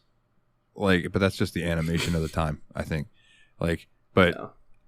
So something I want to touch on as the game as the whole. How do you feel their 3D representations of characters were? Mostly very, very good. Dude, specifically the dog from 101 Dalmatians, the male dog, Mongo, thank you. I couldn't remember his name. The render of him, I'm like, that's my buddy. Yeah. Oh my god, when I first walked into the Dalmatians house in Traverse Town and just saw Pongo and Perdita sitting there looking sad in an empty house, I was like, oh no, where are all I've got to go find all the puppies. I know I have to find all the puppies. And then when I did find some puppies and came back to them and they were so happy and they nosed me a little box full of potions, I was like, I am the happiest boy alive. I'm going to help these dogs until I die. Exactly. Dude. It's just such a warm feeling. And this game has a lot of that. Playing on that Disney nostalgia. This is going to sound so cornball and like I'm regurgitating some marketing that they've been trying to shove down our throats since we were born. But if Disney magic is a real thing, this game absolutely knows how to evoke it. The environments, the worlds, the plot hooks, everything has you feeling like you're going on a big old Disney theme park adventure. And it's really charming. Now, while we're on this subject, before we move on, you guys want a fun fact? Sure. This was the first time Mickey Mouse was ever rendered in 3D. Oh my gosh, that's crazy. So they had to sit down and figure out how they were going to render him because they were like, we know what he looks like in 2D, but you can always have his ears face the camera in 2D. Yeah, so it was like, how are we going to do that? I thought that was really cool. I watched after I beat it, I watched a retrospective, and some of the stuff he was talking about was behind the scenes, and that was one of them. I was like, really? Surely I'd have thought there had been a Disney short or something this. So that's pretty cool. And then the other world out of those first 3 worlds was probably my favorite out of those 3, and it was a recurring theme in the story. It was this one world was Mount Olympus. Hercules! Yes. Throwback to one of y'all's first episodes on the show. And all 3 of us definitely have a special relationship with Hercules at this point. Fun fact, guess who did the voice for Hercules in this game? Nope, the person I'm thinking of is a different character. Never mind, go ahead. Yeah. Sean Astin. Huh. Sam? Really? That's wild. Sean Astin was the voice of Hercules in this game, which I thought was pretty interesting. That's cool. I was thinking of Lance Bass. That is a different somebody character. else. That we'll get. That is a very different character from Hercules. Also comes that is the opposite of Hercules in the Colosseum. Yeah. We'll get to that at some point. It's like I forget what the first task even was at the Colosseum at this point. I think it was just to do one of the tournaments, and I actually at first you had to just break some barrels to prove that you were qualified to do the hero tournament, and then he still kicks you out. Then Hades basically gives you a pass and hey buddy, go fight in the tournament. Wink, wink. Yeah. And I actually had trouble with it the first time, so I actually went and did, I did go there second, but I was like, I'm actually having trouble with this, so I just went to the Tarzan world. And in Tarzan world, you actually get a new key ring there, so you actually have a more powerful weapon when you go to the Colosseum, so I thought that was jungle cool. key is your first big upgrade. Now, I have a thing for that original Kingdom Hearts key. Yeah, it's special. I want one to hang on my wall. Like a replica, but That first upgrade, switching to that jungle, is like the first time where you're like, oh, okay, now I'm 3-shotting Heartless instead of having to hit him 6 times or whatever. And it's that first upgrade where you're like, okay, now I just need to start getting better keys and better keyblades. Like, yeah. And I will it starts say, to feel like an RPG at that point. Yeah, and I will say you do want to consistently go back to Traverse Town because new things will open up in the item shop where you can buy better weapons for Donald and Goofy as well. Yeah, I definitely made sure to buy Donald a more combat focused thing because he felt like he was absolutely just getting maced the moment he ran out of MP. So I got him like one that takes away one of his MP but makes him hit harder. Yeah, fair. I mean, hold on, continue. There's something I want to talk about the weapons, but I can bring it up in a second. I got to look up some information. I literally only have the second round of weapons. Like I said, I'm like one or two worlds ahead of what we're talking about now. Yeah, and so then after you finish like those 3 worlds, it kind of like, I forget, you have to go back to Traverse Town. You get a new gummy block, essentially a story gummy block, essentially, that Sid installs into your gummy ship, and it lets you go to more worlds to continue your search for Riku, Kairi, and Mickey. And then at some point, the story starts getting a little bit more convoluted, but I kind of just don't care, and I kind of want to talk about the worlds you still go to. Yeah, quickly, the 2 best weapons for Donald and Goofy are called Donald and Goofy get Save the Queen and Save the King, respectively, and those are from Synthesis, not the item shop. Okay, that was what I was going to get to. The weapon I used for Goofy at the end of the game, I got from at the Coliseum. It was the Hercules shield. Yes, bitch, the Herc shield. Yeah. Also, the Keyblade that you get from the Coliseum, one of the best in the game too. Yeah, I used that till I got a better one for sure. This is funny, when I tapped out of the game briefly, it's because I was getting tired of random combat, but now you guys have me thinking about upgrading weapons again, and I'm like, I gotta get back in there. I want to mix it up again. The problem with combat to me is like, I found magic very difficult to use, and I just ended up mashing the punch button most of the time. It was real easy to get interrupted in any situation where magic would actually be useful. Yeah. So you had to use it at the end of a string, and you might as well just keep on stringing it. I will not lie to you guys. My magic use this playthrough was solely for environmental puzzles. Yeah, I was almost there with you. I kind of wished by that point that I had used my second best stat to be the shield, so I could take a few more hits rather than have the magic power. So I didn't think magic was that great. But yeah, so then... Oh, real quickly, sorry. This is the game, though, that installed in my brain that when I'm playing games, if I see torches that aren't lit, I'm going to light them all just in case a chest appears. Or, like, if everything's lit, I might put them all out and see what happens. Yeah. Because Kingdom Hearts has a bunch of little shit hidden throughout the levels where you can find hidden chests and stuff, but you just happen to, like, for example, in Hollow Bastion, there's a bunch of chests that are just floating, but you have to cast gravity on them, and then they'll float down and you can open them. Oh, that's how you get them. Gotcha. Yeah. Okay. I just left them. I didn't care. I was trying to beat the game. Yeah, at that point, yeah. So. I feel you. So like then the next couple worlds you go to, the next one, because like you get that upgrade from Sid, and you can continue on and go to more worlds that are the other direction from Traverse Town. I think the first one after that was Agrabah, right? Yeah, Agrabah is the next place I went, unless you count the storybook. Oh yeah, I don't really count the storybook too much. I didn't do much there though. Dalton probably has more to say about that than I possibly could. Yeah, I can run through the storybook in a little bit. We can talk about Agrabah first if you want. Yeah, and Agrabah I thought was really well done. Like you go through the city and the Cave of Wonders. You had like 3 boss fights in Agrabah, which I thought they were all pretty interesting. Like I actually liked all the boss fights in Agrabah. Technically, there are 4, but one of them is a secret boss. And fun fact about that, or I'm sorry, it's a super boss. It's one of the hardest bosses in the game. Its name is Kurt Caesar. You guys remember anything about that? No? Okay. So Kurt Caesar was a name of a fan that when the game was getting translated and was going to get it released over here, he won a contest to get an enemy named after him. So he got the super boss named after him. So it's just some dude named Kurt Caesar. But Kurt Caesar. Dun, dun, dun, dun, dun, it's this giant fucking thing that appears out in the desert. Like the magic carpet flies you to it. But that's not till way later in the game. I don't recommend doing that until you are at that final save point and decide to go grind for a while beforehand. Yeah. Yeah, but the fun thing about that world, too, is like you can actually have Aladdin switch out from one of your party members and have Aladdin on your squad, which is pretty cool. But yeah, you end up fighting the Cave of Wonders itself to get inside the Cave of Wonders. And then I wanted to say I really enjoyed that boss fight against the Cave of Wonders. And again, I don't know what was up with the walkthrough I found, but every opinion they had was wrong. Like, they were like, Leon is almost unbeatable. And they're like, the Cave of Wonders is a miserable boss fight. And I'm like, this is the most fun I've had. Because I'm like, I got my boys on the ground dealing with the Heartless, the cave spawns. And then I'm up there attacking the actual cave and trying to dodge the lasers and keeping an eye on their health so I can cast Cure on them. Because that's about the boss fight where I realized I didn't have to be anywhere near my teammates to cast Cure spells on them. Yeah. And the whole fight felt really holistic and huge at the same time. And I felt like, as far as I played in it, that felt like it justified the action RPG combat the most. And it just, for an early game boss, felt like you're spinning the exact right number of plates for a boss fight. Yeah. It's the first big satisfying boss fight, because even the big fucker you fight at the beginning is kind of a pain at that point in the game.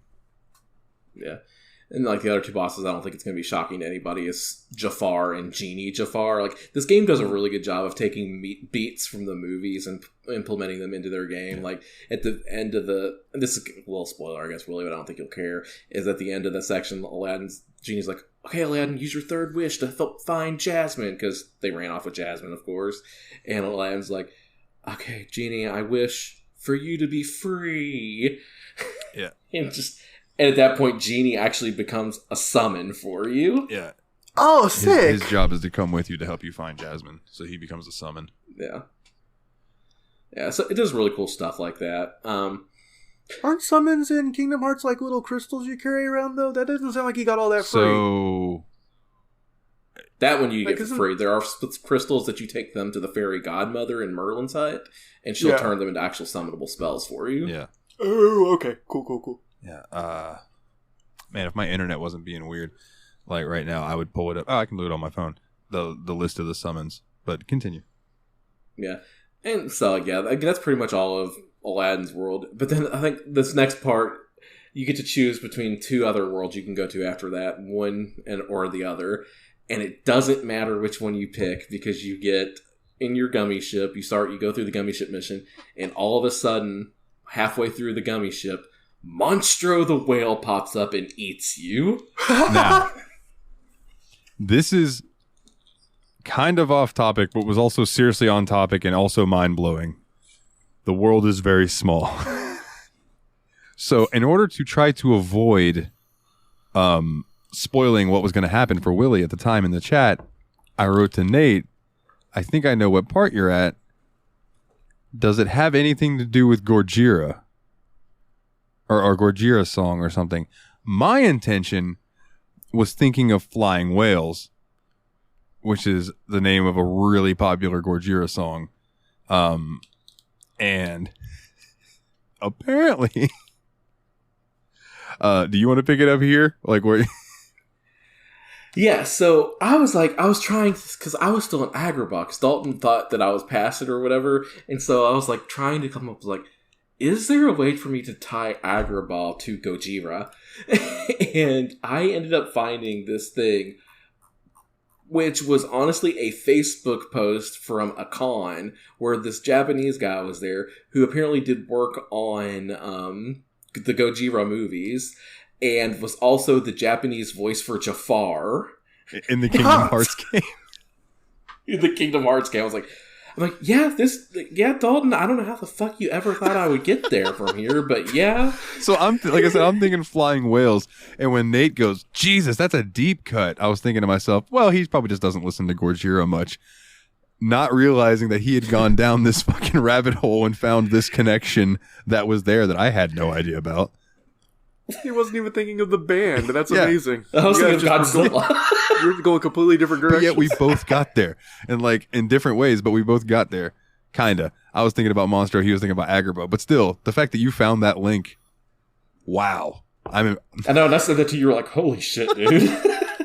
And you could see why I was so goddamn confused and like thought you were an insane person for a few minutes. Oh, absolutely. It's like, how did you know that? Why do you have that information in your fucking head, sir?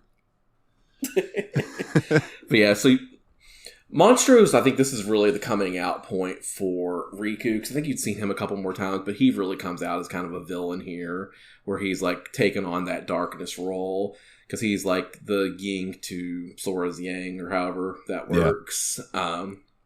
So like he kidnaps Pinocchio essentially, and you have to go help free Pinocchio and get him back to Geppetto, because Geppetto and Pinocchio are inside of Monstro too. Yep, just chilling. Yeah, so you have to fight through a bunch of Heartless, and this is kind of a mazy area. Pull up a guide when you go through it, Willie, just to save yourself some headache, because it's not fun. Yeah, it is another... You thought Deep Jungle looked the same, sir.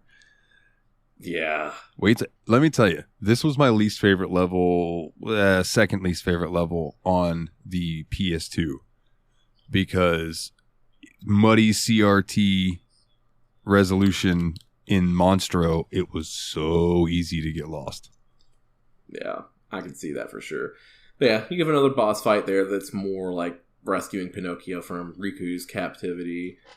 Yeah, something like that. And then you finally get out of there and you can go on to the next world. But the funny thing, you get jump scared by Monstro while in your gummy ship. I thought was a pretty funny use of the gummy ship. And the one point that I thought the gummy ship was worth it. Yeah. Yeah, and he kind of just comes out of nowhere, and you're just like, what in the fuck? Yeah. So then you get out, then you can go to one of two other worlds. One of them was... I love both of these properties a lot. The two choices here. Like, they're two of my favorite Disney properties, period. But did you love both the worlds? I did not love both worlds, no. So, one of the choices here is Atlantica, which is like the one you'd probably pick first because it's the lower Heartless scale level, which is the Little Mermaid.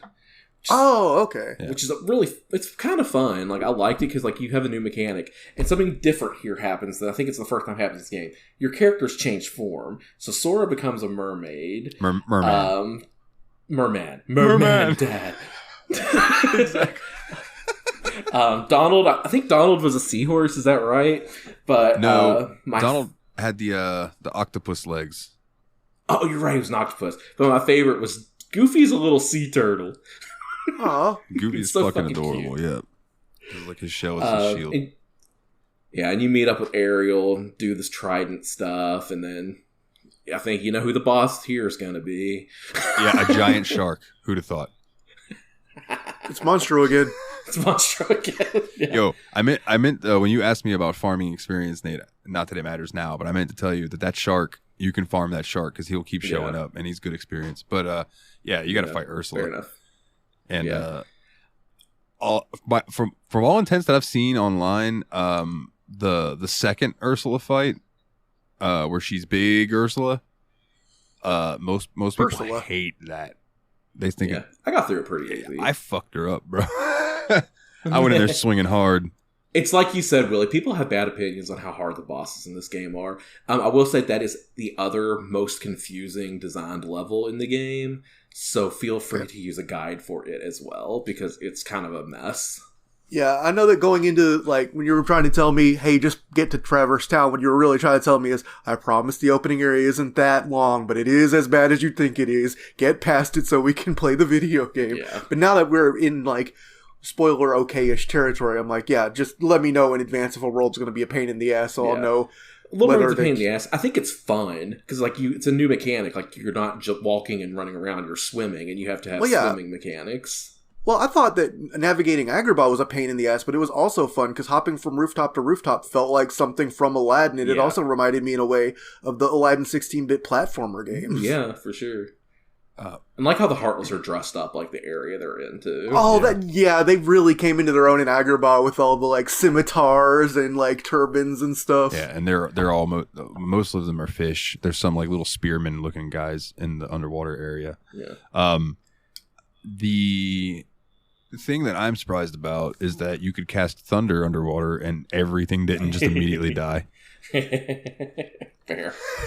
Not something you can get away with in Quake.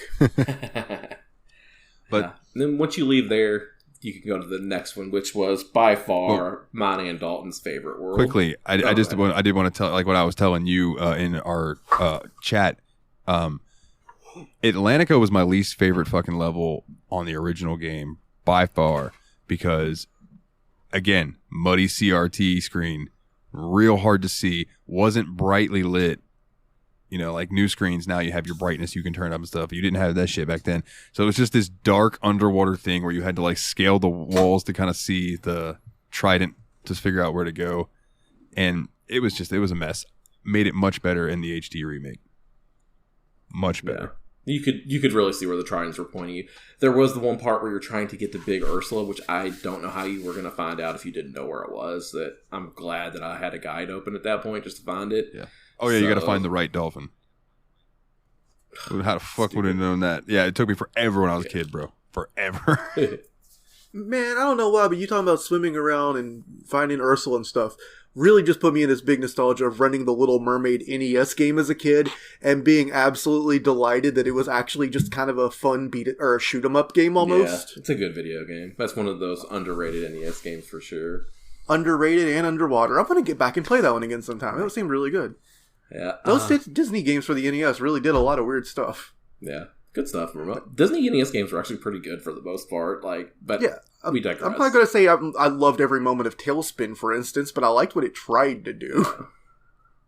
Yeah. So then the next world, we're coming up to the last few worlds too. By the way, yeah. It was mine and Dalton's favorite by far. I think at least. Yeah. And fun fact, I've never seen this movie, but I love this world. I know. How the fuck? I know. If this is what I think you're about to say, I am also really surprised you haven't seen because this. I don't like watching movies by myself.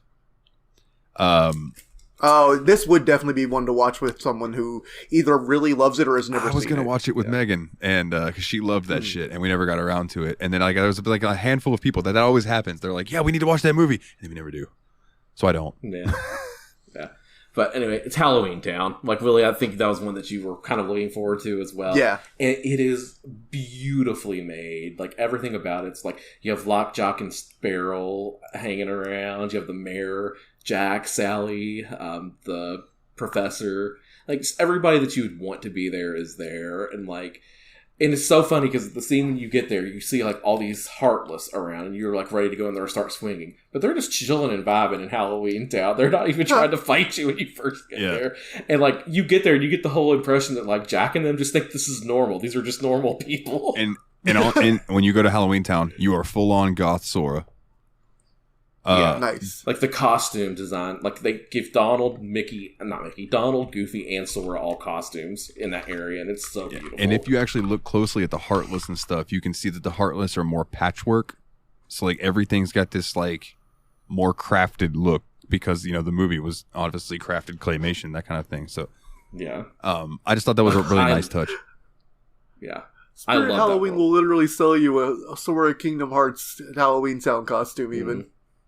That's awesome. Like that should have been a skin for him in Smash. Now that I've played this game, I'm mad that it's not. Petition. And then the other thing about that, like Zero's there because I love Zero so much. Zero's one of my favorite designed characters of all time. The dog, yeah, little ghost dog. Yeah, I love Zero so much. But thank you for saying the dog, because I was sitting here like, from Mega Man? What's happened here? Yeah, so like I think this world was pretty well designed. It wasn't too confusing, and like you got to interact with everybody a lot. The problem with this world is the boss fight sucks.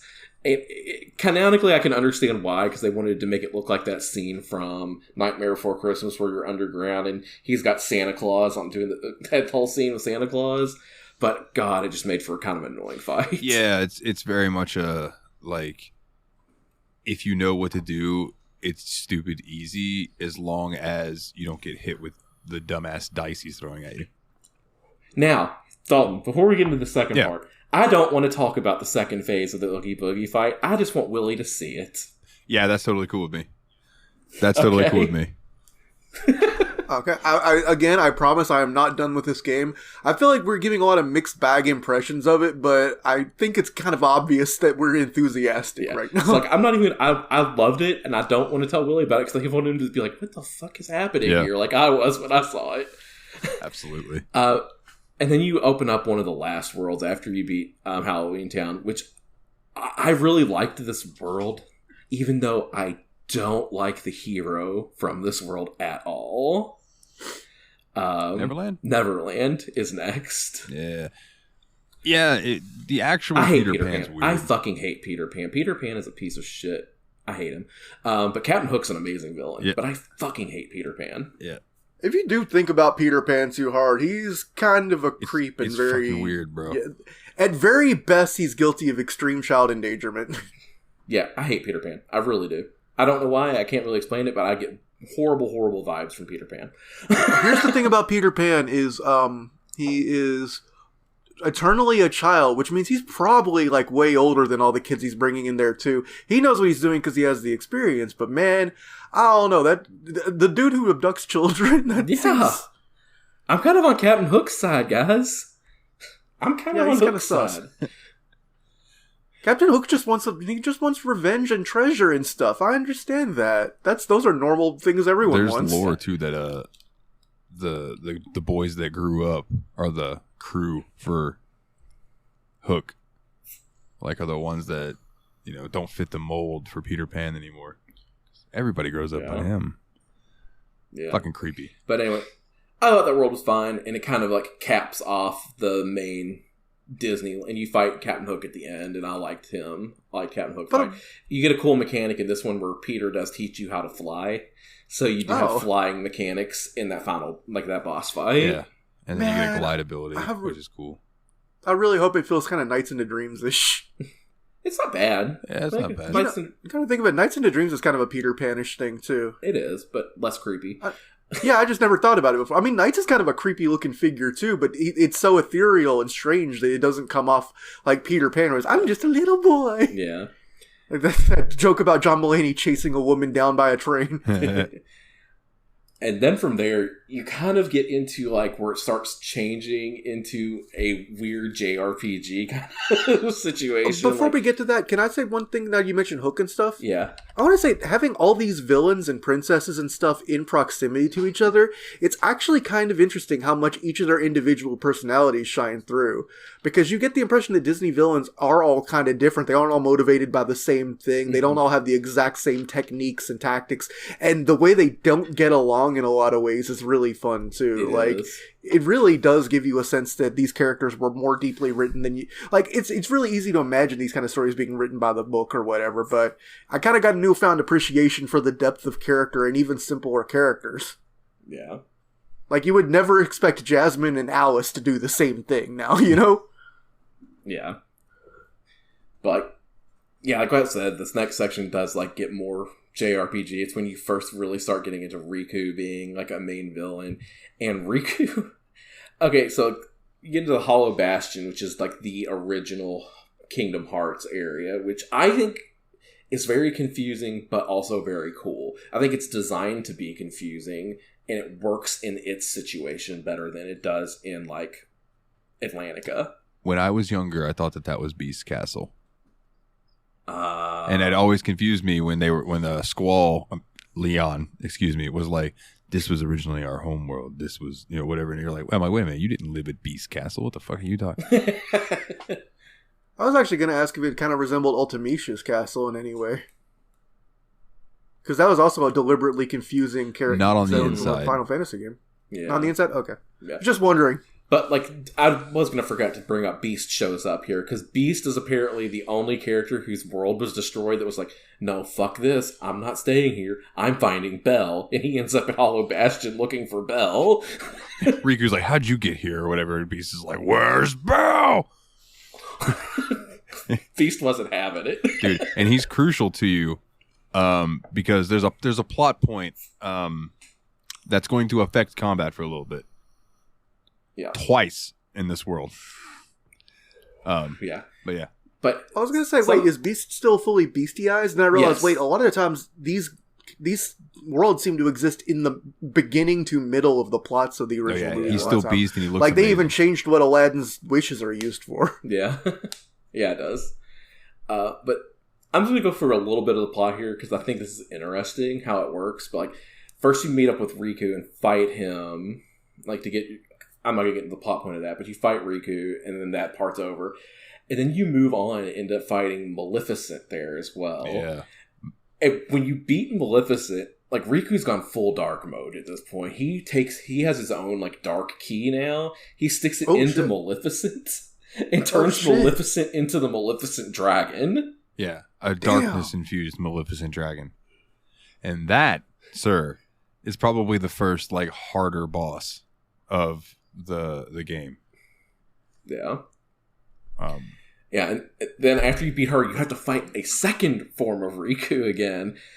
And then there's another smaller boss fight that's stupid at the end of that second. Like, when you have to go back. Because, like, I'm not going to get into the plot there, but essentially, like, this is where you start getting into the Ansem stuff, where, like, you find out Ansem's kind of behind the darkness. He's the one trying to open everything up to the darkness, because he believes that the darkness is the way forward instead of the light.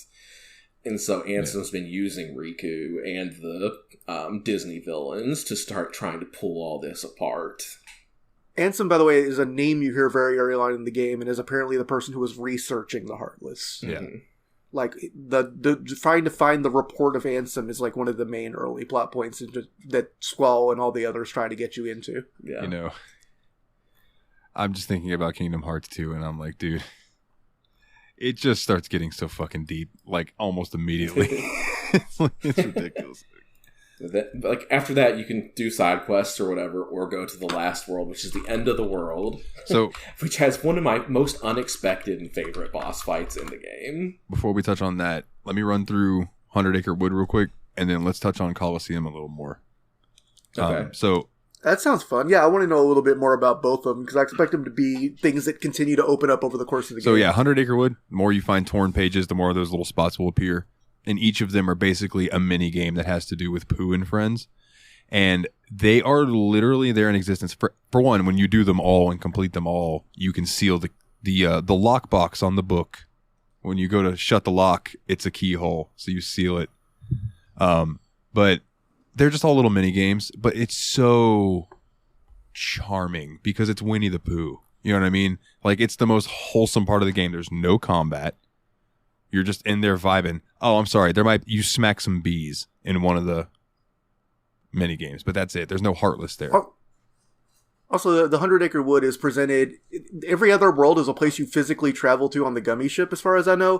The 100 Acre Wood is just a book that Merlin has. He just has a copy of a Winnie the Pooh tome, and he's like, you jump into it, and it says, like, when you go to each of the sections, there's, like, a place you can travel to, it says, read this passage. And I just thought that was really nice. It's super cute, dude. It's there just for, like, some levity to get away from the battles and go chill, and it's super cute. I love it.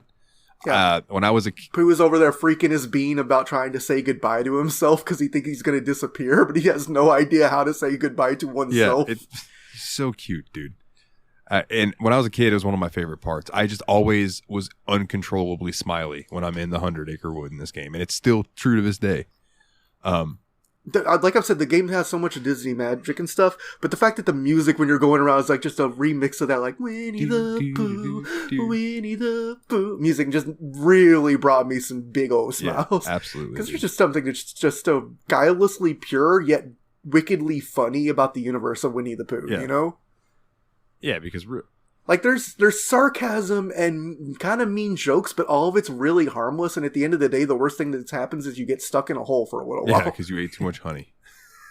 Yeah. And then the Colosseum. So like once you end up unlocking that, you kind of start getting the cups. And I think it goes Phil Cup, Hurt Cup, and then Hades Cup. Mm-hmm. And then question mark. Yeah. Okay. So, the first Phil Cup is the first one that you can do. And then you go and you beat a couple more worlds. Then when you go to travel, Chippendale, who are also in the game, they're your gummy navigators, show up and they're like, hey, there's a new cup open at the Colosseum. You should go check it out. Or excuse me, a new tournament. So then you go and you can do the Hurt Cup, and then you end up culminating that one, you end up fighting Hercules. And I won't go into details of the mechanics. I'm going to let you figure that out for yourself, but you have to beat Hercules. Oh, that was pretty easy, honestly. At some point, you have to fight Cerberus. Is it after Hercules? When Hades is... I didn't get... Oh, you didn't... It must have been during the Hades Cup, because I had stopped after the Hercules Cup, so like I did the first two cups. Okay. There was a test fight against Cerberus in the beginning of the plot of Colosseum. Oh, that might have been Oh, what yeah. it Is that what you're was talking when about? Hades brought it. That's what it is. Okay. Yeah, after you beat Cloud, he basically turns Cerberus loose on everyone. Hercules shows up and saves the day, but then you go back in to help Herc. I'm glad you mentioned Cloud. Yeah, you do. You beat Cloud's ass, which felt good. I mean, to be fair, he seems to have peace-bound his Buster Sword. It's just kind of dinking against He's also you. dressed like Vincent. Did you notice that? I didn't, but now that you say that, it does seem more like what he's dressed like. Yeah. I did notice he was dressed really goth, but I didn't pick up that it was Vincent. So I don't know. Apparently, originally that was supposed to be Vincent, but then like some story changes and stuff happened, and they were like, "All right, let's make it Cloud. He's more. People will recognize him more." Fair. Maybe Dirge of Serpents didn't do so well or something. I don't know, but Wait, Dirge of Cerberus. That makes so much sense now that you've said that. Literally, Cerberus attacks him. If it had been Vincent, that would have been like a reference to the game Dirge of Cerberus. but I think because that game tanked, they were probably like, Yeah. "Let's go with Cloud. Cloud sells." Yeah. Um, Yeah, he does. but But who's buying? Literally everyone. Yep. uh, I just wanted to try and make Nathan laugh with a Megadeth joke. He didn't bite because he was I busy. saw it coming. Damn it! so the Hades Cup is long, and you go through, and you have to fight. And full of At terrorists. one point, you have to fight Squall and Cloud at the same time. Jeez. And let me tell you, those two teaming up, whoo, it's a rough fight, right? And then you end up having to fight Definitely. Hades at the very end. And by the way, one of my favorite Disney villains of all time, James Oh, yeah, Woods. absolutely. Mhm. You might be a crazy fucker, but like, God, you are good at voice acting. I'm glad they brought the real guy in for this one. This is one of the best ones. Like that and Gilbert Gottfried's Iago. So, yes. No, like, I don't think that they could do it. Well, I'm sure that they've done like some straight to VHS Aladdins that I haven't seen where Iago wasn't Gilbert Gottfried, but I'm pretty sure that he was in all the movies. It was just they replaced Robin Williams for the second one. oh yeah, Robin Williams is not Genie in this game either, as far as I remember. No, Yeah. it's not. Yeah, it's because I don't know who Zelda it is, wasn't if in it's the the guy that was in Aladdin 2 or if it was someone else. But so the question marks. I'm going to talk about the two that aren't the one that I want to cover. So like the one is an ice giant the Ice Titan from Hercules. Nice. The only fight that I couldn't beat. My magic isn't high enough, and I was not good at using guard at the right time to hit the ice shards back at him to do damage and stuff, so it just wasn't good. The other fight was the Rock Titan, and that was fun. It was like Cave of Wonders on steroids. All right. cool. I'm down. Like I said, I really enjoyed the Cave of Wonders fight. So we happened to mention earlier the Cloud, just in passing, is like, I'm looking for somebody. So the other question mark that you can click on, you click on it, and it is Sora. Just Sora, standing there in the Colosseum. And all of a sudden, superhero pose drop. Boom! And this music's playing. Doot, doot, doot. Doot, doot. And like you can see, and he stands up, and you see the long fucking white hair, and that get up, and the one wing just comes out, and you're like, oh shit! And then there's Sephiroth standing in front of you, and you have to fight him. And I did beat him. It's the second time I've ever beaten him. Nice. It took me, I don't remember the exact number. It was over 20 tries. He has a health bar that doesn't start to go down. He has so much health the game doesn't register it. So like you have to wail on him for like 10 minutes before his fucking health bar starts slowly knocking down.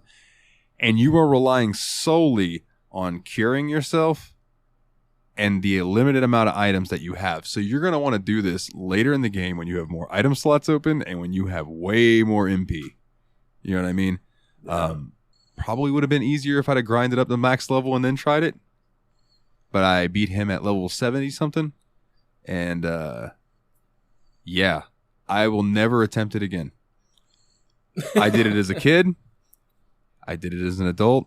I did it as a kid with a Game Shark. I did it as an adult with no cheats. And I'm proud of myself. Wow. I didn't cheat. Good job. And, dude, it would have been so much easier to cheat. It would have been so much easier to have infinite health and go in there and whoop his ass. But, yeah, very satisfying. And then, another fun fact for you.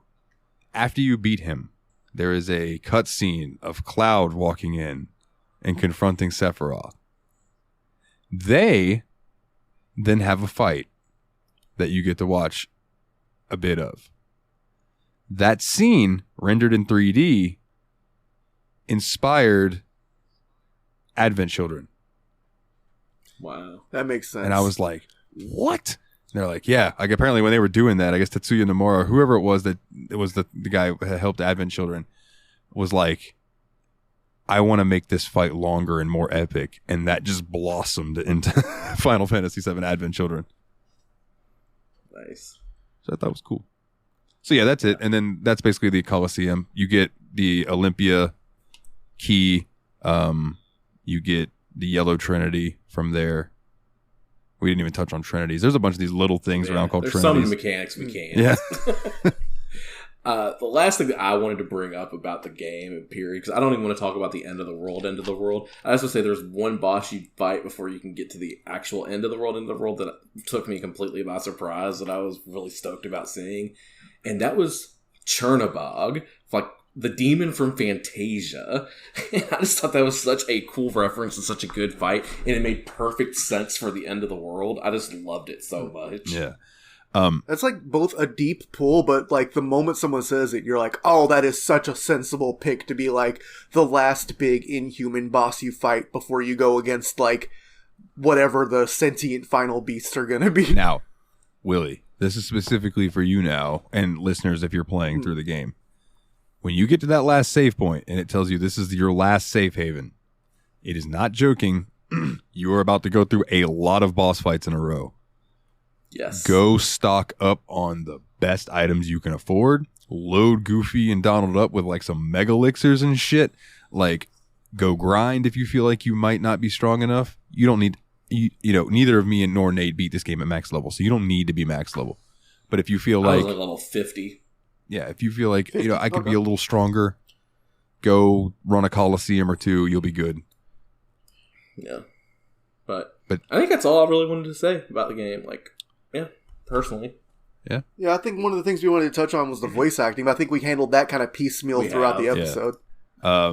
The one thing I will say that it was such a product of its time because it had like Haley Joel Osment as Sora, Hayden Panettiere as Kyrie, and then this is the weirdest one to me. This one, like when I saw this, I was like, huh. Do you know who Mandy Moore voiced in this game? Mandy Moore? Was it Aerith? It was. Really? Huh. So they were just like, well, you kind of look like Aerith. Come here. Yeah, that was one that I was like the most taken aback by. And also I thought that Ansem being voiced by Billy Zane was pretty great too, because Billy Zane has a great voice, and just knowing that Ansem was the bad guy from Titanic makes my day. I, Ansem. Yeah. Yeah. So you want to Oh, go into Ansem ratings Ansem. or any other final thoughts? Yeah, I have a quick final thought. Just a quick run through of what we're getting into with starting this series, and chronology. This is the story in order. So Kingdom Hearts is actually the game we just played is fourth in the chronological timeline. So the first one is Kingdom Hearts Key. That's the phone game. So probably watch a YouTube video about that sometime and then talk about it on the show. But then there's Birth by Sleep. Birth by Sleep is the first playable. And then there's a Fragmentary Passage, which is in the 2.8 collection. It was the 2. Okay, so Fragmentary Passage was a teaser, basically, graphics-wise, for 3. Then you got Kingdom Hearts, then Chain of Memories, 358 over 2 days. Kingdom Hearts 2, then Coded. Dream Drop Distance, 3, Melody of Memory, and 4, which hasn't come out yet. So we are literally just, like, scratching the surface. Yeah. And I'm excited. This is why Willie and me were kind of like, I don't know if I want to get started into Kingdom Hearts, but I can confidently say I'm kind of glad we have now. It's fun, dude. They're fun. So ratings, gentlemen, before we get into questions. If you were going to give this some gummy blocks, how many would you give it? Let's start with the Wills for what you've played so far. Too much game left to play. Honest to God, I'm abstaining. Okay. Fair enough. What about you, Nate? For as rocky of a start as this game got off to, I feel like it really pulled it in and made itself super interesting and fun. I think that it could have done some things to make combat better, but like this is a 2002 action RPG. It's so early for its time that I think it actually handled most of that fairly well. I had a lot of fun playing this. It hit you in like all the right spots. Like the story wasn't so emotional that I ever found myself tearing up or anything like that, but I did think it was a good story and well put together. Yeah, I agree. For me, I think this goes to up there for me. I think it's going to be an 8.5 Keyblades out of 10 Sephiroths. Wow. Bro, that's way higher than I thought you were going to give it. I'm not going to lie. Well, bro, when I first started, I hated it. And then by the end, like, I stopped playing Tears of the Kingdom so I could finish this game. Yeah, fair enough. Like, I haven't played Tears of the Kingdom in 2 days now because I wanted to beat this so badly once I got into it. It's the redemption story. That's saying a lot. Yeah. I'll be honest. I was thinking I don't have a score yet, but I should have given at least a ballpark, which is saying this game is still looking at about a 9 ceiling. I can see this being like a great game that I want to play more of the rest of the series of. And even if it stumbles a little bit, it probably doesn't get worse than a 7 now that I'm pretty sure I'm through all the worst. So I feel like when I do give it a score, 8.5 also seems very likely to be about where I'll land at unless I really don't like the finish. And my nostalgia always adds a point. So I'm going to take that away and give it an 8.5 as well. Because this is not my favorite game in the series. But this is the beginning of one of my favorite series. So I got to give it credit where credit's due. One thing I do have to say that's product of its time. It's the last thing I really wanted to mention this on the episode. The song that fucking plays at the end of this game sounds like something straight out of a 2002 teen movie. At the end, watch me walk away. Just like, I was like, hear me say, please. Yeah. Oh, baby. Simple and clean. Yeah, dude. The fact that Nathan is busting on your 2000s teen movie video game music when he loves all of Sonic the Hedgehog's music. Sonic the Hedgehog music rules. Come on now. There's a difference between Crush 40 and whatever this thing was. No, I'm meant kind of positively about Crush 40 because they're unapologetically corny as fuck, and I appreciate that. There's a sincerity to their butt rock. Yeah. I want to say, anyway. Yeah, so Simple and Clean, I guess, wasn't in the original Japanese release, but it was in the re-release. And it was performed by Hikaru Utada, which I guess was a pop idol at the time. Big over in Japan. So if anybody's into J-pop, there you go. Little nugget of info for you. Yeah, all right.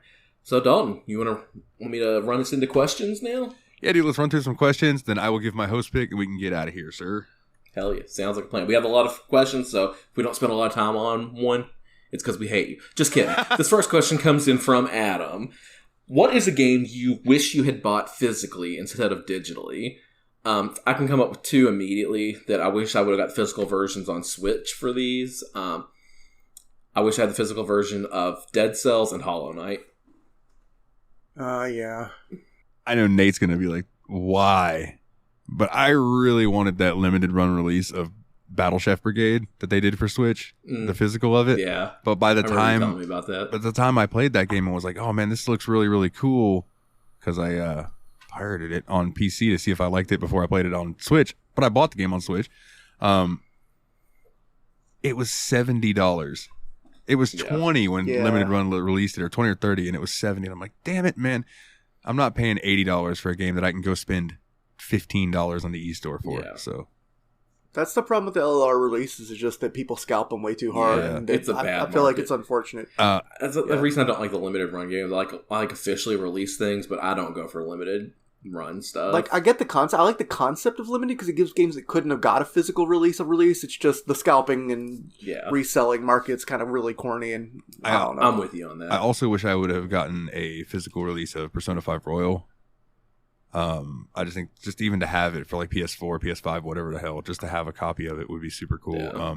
Because I had a copy of the original Persona 5, but I gave it to Ryan for Christmas, and he played it for an hour, and I think it's probably still sitting on his shelf if he hasn't sold it. So,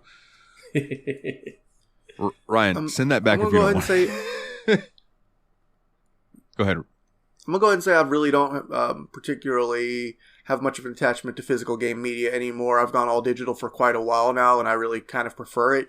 If I were to get something physical, what I'd really like would be just to have kind of memorabilia of some of my favorite games. Like, I could see myself having a little boomer shooter collection of, like, I don't know, statues, recreated guns and stuff of the monsters and weapons and stuff from, like, Doom, Wolfenstein, Quake.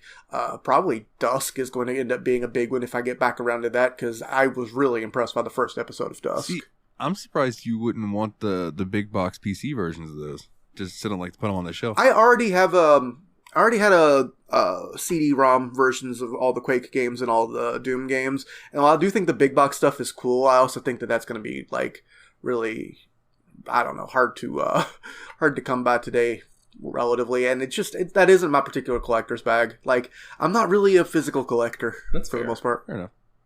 Like, if I had, like, a little, like, I don't know, like a little statue of the Doom guy, I'd be like, hey, there's that little guy I like. That'd be, like, kind of cool, but I don't know why having a box that has Doom in it is doing me any more good than having a computer that has Doom in it. Fair enough. Yeah. But I mean, Right. it was just, it doesn't matter. Continue. Yeah. No, I get what you're saying, because I do think those big boxes are really cool, and I understand wanting to collect them. It's just, they don't do much for me now. Yeah. Cool. All right, our next one's also from Adam. What is some of the worst video game sequels? Oh, can I jump on this one? Jump. Because I want to cause controversy, and it's probably not even an opinion I'm going to agree with when we do the game for the show. But for right now, I want to say that as much as I enjoyed Quake 1 and Quake 3, I think Quake 2 is brown and dull and is best known for its multiplayer, which wasn't as good as Quake 1 or Quake 3's. And the actual plotline is boring. I don't like the Strogs. I missed the setting from Quake 1, and I don't like it. Okay. Fair But enough. you, Dalton, what's one of your worst sequels? I'm trying to think, man. Okay, I got one I can jump on then. That's really me busting on a 7 out of 10 game just because I don't like it in a 10 out of 10 series, you know? Well, I remember when I was younger, I really loved Spyro the Dragon. It was just a fun game where you could run around and do stuff. And then the second game came out, and it was so much more dialogue heavy, and I remember being embarrassed playing it. So I'm kind of interested to play that again, because I do have the collection, the remastered collection for Reignited, I Reignited, believe. yeah. So I do want to see if that still have that opinion when I play it again, but I haven't gotten around to it yet. Spyro 1's still a great game, though. Oh, yeah, dude, Spyro, tremendous. I haven't played it in years, but I remember really liking it as a kid. And having played the Crash Reimagined series too, like, I'd like to kind of compare and contrast those two, you know? Because I felt like those were the big platformer 3D games for the PlayStation. Yeah, absolutely. Spoiler alert, you're going to like Spyro more than you like Crash. Yeah. Oh, I already know that, just because Crash was frustrating and Spyro has a lot more exploration. Yeah. Crash gets better, though. I don't know. Spyro really came in hard with that first game. I don't remember 2 and 3. Yeah. I remember that's 1, the though. thing, I remember Crash 3 the best out of the 3 Crash games. Fair enough. Looking forward to it. I mean, obviously the answer is Tears of the Kingdom, right? Fuck that. Fucking just Green Goose Simulator. Nice. No, my answer, honestly, and we played it for the show, is probably Outlast 2. Oh, yeah. As much- That was trash. that was As a much as heartbreaker. I loved the first Outlast, and the first Outlast made me shit my pants. Like, I felt like Outlast 2 lacked in... It had all the atmosphere in the world, but it was more jump scares, I feel like, than anything, than real, like, tension terror. Like, the first game was just, there were moments where, like, you had to remember to breathe when you were playing it. They're like, okay, the enemies cannot hear me actually breathing. I can breathe while I'm sitting here. Like, pause the game, chill for a second, get your wits about you. And I thought Outlast 2 was going to be more of that with religious cults, and I love that kind of shit, and it just wasn't. Yeah. I feel you. All right. This next one's from Adam. What is your favorite Disney movie you either hope to see or saw in Kingdom Hearts? For me, I really saw it already, and I hope they do more with it in future games. I don't know how Kingdom Hearts handles that, but I want to see more Nightmare Before Christmas. Okay. I guess that means I do get to. Thanks, Dalton. No, maybe not. Maybe your dreams will never come true. Willie, what about you? To be honest, I was slightly sad that the Lion King seems to have been relegated to a summon thing in this game. So, kind of hoping we get to jump in there and visit Pride Rocket sometime. Okay. Because I mean, I was really stoked about Aladdin. That's the thing. We got our Aladdin. Yeah. And I think the way they used the 101 Dalmatians is also really cool. Yeah, I don't really think you could get a full world out of that, but I think that's the greatest collectible they could have done. Yeah. So, since Kingdom Hearts 3 came out, Disney acquired a franchise. They acquired 2 franchises now that I'm thinking about it. Oh, Jesus Christ. Are you thinking of Marvel and Star Wars? They could do anything with this now.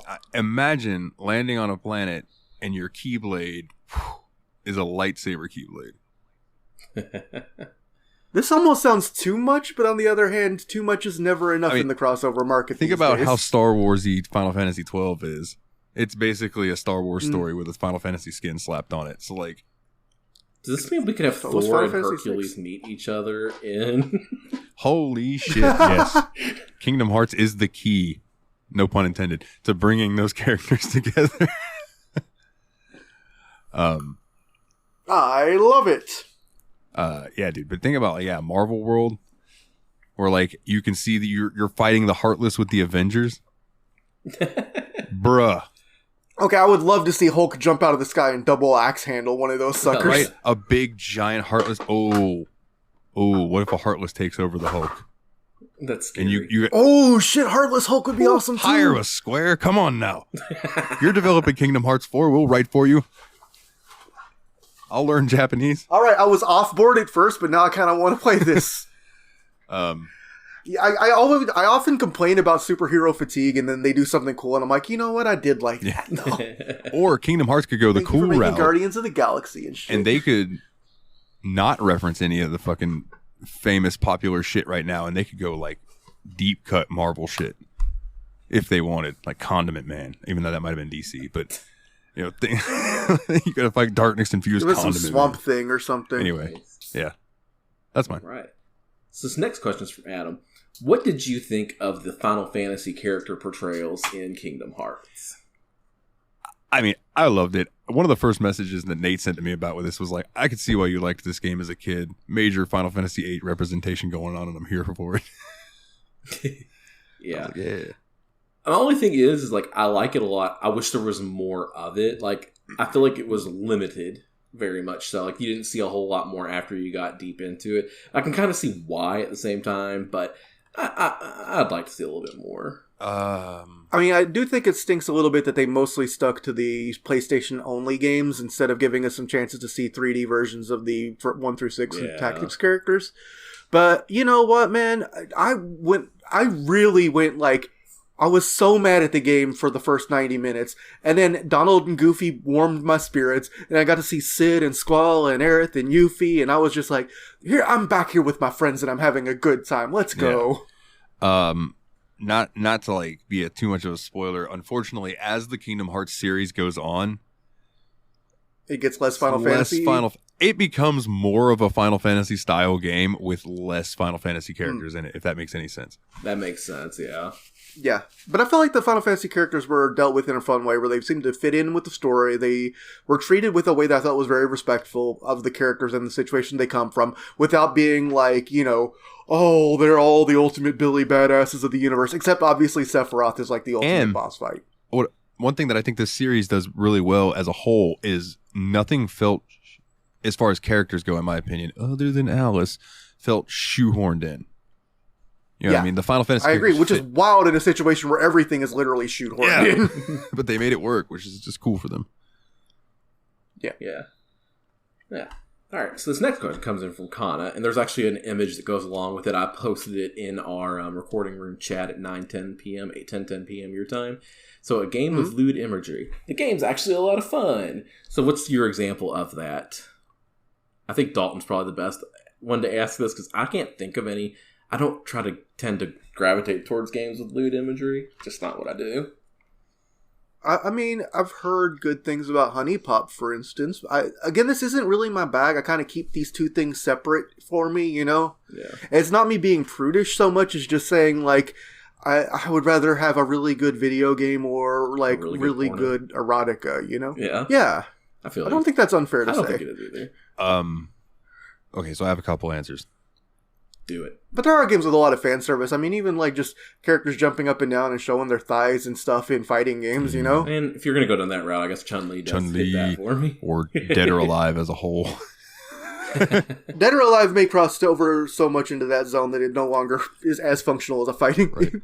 I mean, they turned it into the awful volleyball game, and then they took the volleyball itself out of that series. Yeah, and just made it about them in swimsuits. They made Dead or Alive Extreme without volleyball in it. Funny. That's ridiculous. I'm gonna have to find that and emulate it. Yeah. Oh, absolutely. Let me know. I'd love to know what it actually does do. You mentioned Honey Pop. That game is way more fun than it has any right to be. That's what I've heard. I've heard it's a really good puzzler, and it's a really fun, like, visual novel too. It is, and like the nudity in it is tastefully drawn for the most part. Like it's nothing overly grotesque is not the word that I want to use, but that's the word that came to mind. It's just explicit. It's not overly explicit. Like they're naked, but they're not like getting pounded or anything. Another example. Unless you download this file, $98. Just kidding. Another example I can think of is like Senran Kagura, which is like an action game, and when you're doing really well, your clothes explode off. And there's just like jiggle physics and things like that. And it's a fantastically fun game, though. Like run around, hack and slash enemies and shit. It's really fun, like a warrior style game, but your character's titties jiggle. Okay. And then there's this game that I play. I'm looking at it right now. I got 14.3 hours into it so far. It's called Monster Mon Piece. And it is like you collect monster girls. And you set them up in like this RPG kind of team battle thing where it's almost like a game board of sorts. And you put your people down and then they try to walk forward and you have to defeat the other people's team and then make it to their other side and then attack them. So it's almost like chess in a way. But the lewd part of it. Sorry, I'm just thinking about the fact that people refer to the later Fire Emblem games as, quote, chess you get horny for. Yeah, it's not wrong. Fire Emblem Three Houses was chess with Persona elements. But the lewd part in Monster Mon Piece is like to raise your affinity with your girls that you have. There's this like mini game that's in a lot of games like this. I think it's a mini game like it in Gun, which is another game that's fun. It's a rail shooter, but there's titties. You click around on their bodies, like they'll be laying there and in clothing and stuff, and you click around on their bodies to find the zones that please them, quote unquote. And you're trying to raise their pleasure meter, and they're doing their whole like, ooh, oh, you, as you're poking around on them and stuff. And then they don't get completely naked unless there's a mod that I don't know about, but they get very scantily clad once you hit them to their pleasure zone, and then you get it like raises their affinity towards you, which I guess helps you in battle and stuff. So yeah, check them out. Monster Mon Piece. It's not super expensive on Steam. It's fun, and the battles are actually entertaining and strategic. Like you actually have to use some strategy too. It was impressive. All right, next question. Yeah, sorry. Let me get back into the window. Fine. I saw that somebody else added another question. So, all right, our next one is from Adam. This one's specifically for you, Dalton. Have you ever been on an airboat, and do they have those trucks that have the corkscrew wheels, or is it not swampy enough where you live? Okay, so I've seen airboats. I've never been on one. I think they're obnoxiously loud. And they're very disruptive. Like, so people take airboats through the Everglades and shit. Like a big, loud machine just blasting over the water isn't going to fuck with the ecosystem at all.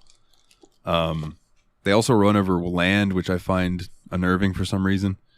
The corkscrew wheel things, I didn't know what the fuck you were talking about until I saw a reference posted to it. No, I've never seen some shit like that. That looks like some military shit that I don't have the clearance to know about.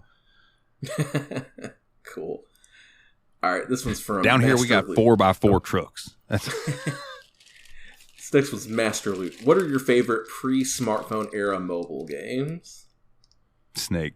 Played a lot of Sudoku on my old phone. So I had this game on my phone. I don't remember what it was called, but like it was like a tower building game where like there was this like crane that would swing back and forth, and you had to try to place the next part of the tower on it and balance it in such a way that the tower wouldn't fall over. And the higher it got, the harder it got. And it was really fun.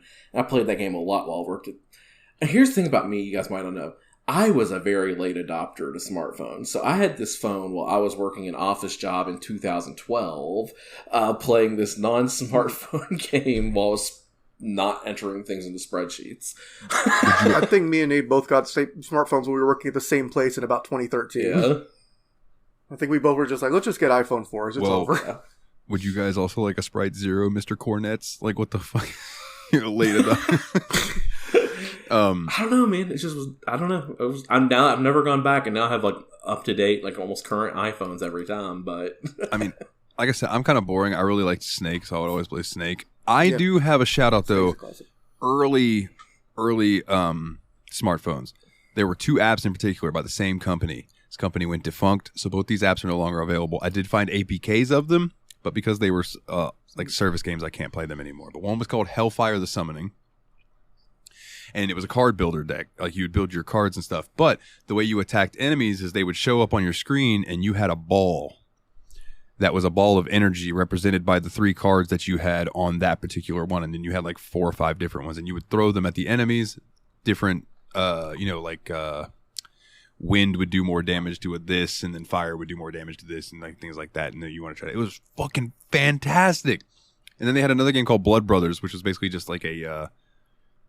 tile-based movement thing, but then you would go into like little RPG battles and you would collect heroes and stuff. And this was back before gacha. This was back before purchases and shit like that. This was just a game that you could play, and there were ads that you could watch, and it was tremendous. It was back before they realized that there were billions of dollars to be made in the mobile gaming industry. So that's probably why this company went defunct. But these games were tremendous, and I wish that they would bring them back somehow, because I think that on the newer technology, that Hellfire the Summoning specifically would get really popular. Fuck Raid Shadow Legends. All right. So yeah, this next question comes in from Kana, where she sent another image in if you want to scroll up and see it. Coke question, not for me. It's not for me. It says, you're a kid again, and you got a quarter. What are you picking? Your options are Diet Coke, Coca-Cola Classic, Mountain Dew, 7-Up, Pepsi, Sunkist, Dr. Pepper, or Diet Pepsi. I'm going to go for the Diet Coke first. If that's not available, I'll hit the Dr. Pepper. Otherwise, I'm literally hitting the buttons in the order that are presented. Nice. As a kid? No, as a kid, I would have taken the Coke Classic first, actually. As a kid, I probably would have been torn between Dr. Pepper and 7-Up. I've always been a Dr. Pepper boy. Like, give me my Dr. Pepper. I'm a little bit old now and I drink the diet, but I've always got a Dr. Pepper. Same. I want that carbonated cough medicine. I do enjoy a Dr. Peppy. Yes. It's delicious. Yes. All right. Your next question is from Master Luke. Which controversial opinion of yours could lead to your arrest by the gaming community police? Final Fantasy VI isn't that good. Oh, damn. It's all right. Shots fired. I just don't have the nostalgia for it, so... I feel you. I think it's the weaker of the SNES Final Fantasies, to be honest. I was actually talking to Willie about this the other day, and he's like, I can never tell if these are your real opinions or if you're just saying things to be controversial. But this is a genuine opinion I have. What were the first 2 3D Mario games? That was Mario 64 and Super Mario Sunshine, right? Yeah, I believe I would rather play... the character who had a rocky transition into 3D games, first 2 3D games in the Mario games. I would rather play Sonic Adventure 1 and Sonic Adventure 2 than Mario 64 and Mario Sunshine. Hands down, any day of the week. Fair enough. I mean, I can't argue. I like Sunshine. I don't have any nostalgia for 64, though. So I hate... I never played Sunshine growing up. I tried it recently as an adult, and I thought it was complete trash. Oh, see, I haven't played it since I grew up. So... I might agree with you. I've played Mario 64 since I grew up, and I think it's okay. I see why it's important. It was revolutionary and why it was good for the time, and it was. And it was the first of the 3D platformers that really came out. But I just think the Sonic games were more fun and have better stories. Now, you streamed Mario 64, didn't you? I did. I thought so. I know I have more. Go ahead. Okay, here's my controversial opinion then. The Nintendo 64 controller wasn't that bad, and anyone who says, "Whoa, I have to have 3 hands to play this," probably thinks you need 88 fingers to play a piano. That's fair. All right. I mean, I always personally, I held the controller, one hand on the left side, one hand on the right side, and just used my dick for the thumbstick. Oh, that's brilliant. That's actually probably the intended way. Yeah, good idea. Managing to do docking even when you're not using the Game Boy adapter. Docking? We're not playing Star Fox. I don't know what you're talking about, sir. All right. Your next question comes in from Kana. Who is your favorite Disney princess? Oh. I like Jasmine because she's adventurous and has a cool animal. I've always been a Jasmine fan as well. I always thought she was hot. And she was cool. Dalton's dying right now. He doesn't know who to say. I got to scroll through that movie list again one more time. Give me a second. Vamp for me. My mind just blanked. I'm like, oh no. I just think Jasmine was really cool because she was sassy. She was one of the first real sassy Disney princesses. She talked back to her dad. She was not scared of Jafar at all, even though he was this mean, intimidating, horrible figure. And Jasmine just was cool. The only reason Aladdin felt like he had to be a prince to impress her was because the rest of society was bullshit. That wasn't really on Jasmine, you know? Yeah, I think Jasmine what do they say? Jasmine walked so Mulan could run. Yeah. That's true. I'm not saying Megra because she's actually a piece of shit. Nala's not a princess, right? She is. Very technically, yeah. Technically, I'll go Nala. And if that doesn't count for some reason, then I'll go Ariel. But I'm going to say Nala. Sounds good. All right. This one comes in from Master Loot, and I think you can refer to the opening when I talked about it. It's what are your thoughts on the new Zelda? Yeah. Kind of went through it at the beginning of the episode. Yeah. I'm looking forward to playing it, but I'm not getting it for myself for the next 2 weeks. So here's hoping everyone still thinks it's good by then and they don't discover something that makes it suck. All right. This is from Team Retro. Growing up, what was your favorite Disney movie or show that had scene representation in Kingdom Hearts? I kind of think that's kind of a double up from the question Adam asked earlier. I think we handled that already. Let's cut that one. This one also comes in from Mikolov. What are your thoughts on workplace pot stirrers? Dalton has a lot of thoughts. Just listen to Gab's pod. People who scrutinize everything you do to try to find something to make fun of you or bully you. Also, aren't you a teacher? Why are there people bullying you? This is because Mikolov, do I need to come beat somebody up? Do I need to drive to Connecticut and fuck somebody up for you, Mikolov? Just let me know. Yeah. Work somewhere better. Have some self-respect. No one fucks with me in my jobs because they know I'm trying to get things accomplished. What Willie's saying is get good, motherfucker. Skill issue. I don't know. I've been working in professional environments for a really long time, like office, corporate jobs, and I don't have a lot of that going on. Yeah, any of the backbiting that happens is social style backbiting, you know? Mm-hmm. And then that's the kind of people that you're like, oh, that person's just kind of a bitch, and I don't care what he thinks. Especially because I've been working from home for the almost 10 years now, too. It's kind of like, who cares what anybody says in their own house? Yeah. Just short, listen to Yab's pod if you want to really hear me get into this kind of stuff. But, stand up for yourself, man. What's the worst that gets happened? You get fired? Bro, how much experience you got? There's places dying for teachers. And I'm sure you could find a place better if, the environment doesn't improve itself. So, get your entire classroom to call whoever it is a shithead. And go out on a you have bang. rude teens at your disposal. Make it a TikTok, become viral, make money off of that because you got fired because you did something you thought was funny. Fuck people. Get money. Yeah. Yep. This next one also comes in from Mikolov, which is, growing up, what was your favorite Final Fantasy, and has it seen representation in Kingdom Hearts? 8, yes. Dalton, answer that for me and you. 8, yes. 4 so far, no. Yeah. And second to last, because we did get one late edition. This is from Jeff. Any early predictions for 2023 Game of the Year? Guys, I mean, just like Elden Ring last year, I feel like this is Tears of the Kingdom's game to lose at this point. Yeah. I think it can lose, but I think it's going to be hard for it to lose because it has the major backing by Nintendo's IP, Link. Like, Zelda's just a super popular series, and it's extremely well executed, and it's out. Like, I think that the Jedi game had some issues that people were complaining about. Yeah, rough start. Like, I think Hogwarts Legacy was going to be a contender, but I don't think it had the player longevity for that game. I think it kind of like had its big splash and it kind of petered out. I haven't heard much about Hogwarts Legacy since like the first month or so of its release. It's a very good game. Yeah, lots of hype, but not deep penetration. Yeah, it's a very good game, but I don't think it's Game of the Year contender worthy. So, I mean, personally, like gameplay wise, I think it is, but on the mass spec of things, like not everybody's me. So I also think it'd be a controversial pick for them to do at this point, so I don't see them wanting to rock the boat too much. There is a bit of a political aura hanging over that. I think it's Tears of the Kingdom to lose, honestly. Unless there's something I don't know about that's going to come out and blow. There's not like another FromSoft game coming out this year, is there? No. Okay. I mean, Armored Core 6, but that's not really the same kind of thing. Yeah, fair. All right. And then finally, from Steph, who got to sit right under the wild, our Maduckin Queen. Crap, I'm too late. I was going to ask if you were going to play Outlast Trials, though. Me?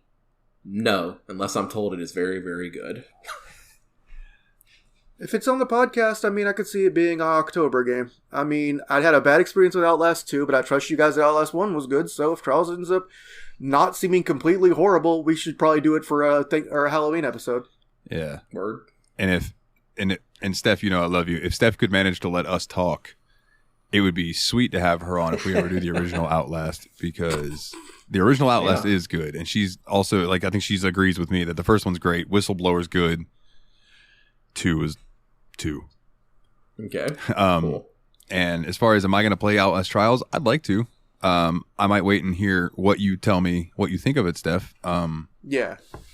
Let the experts speak on this one. Yeah, let us know. Yeah, then come in.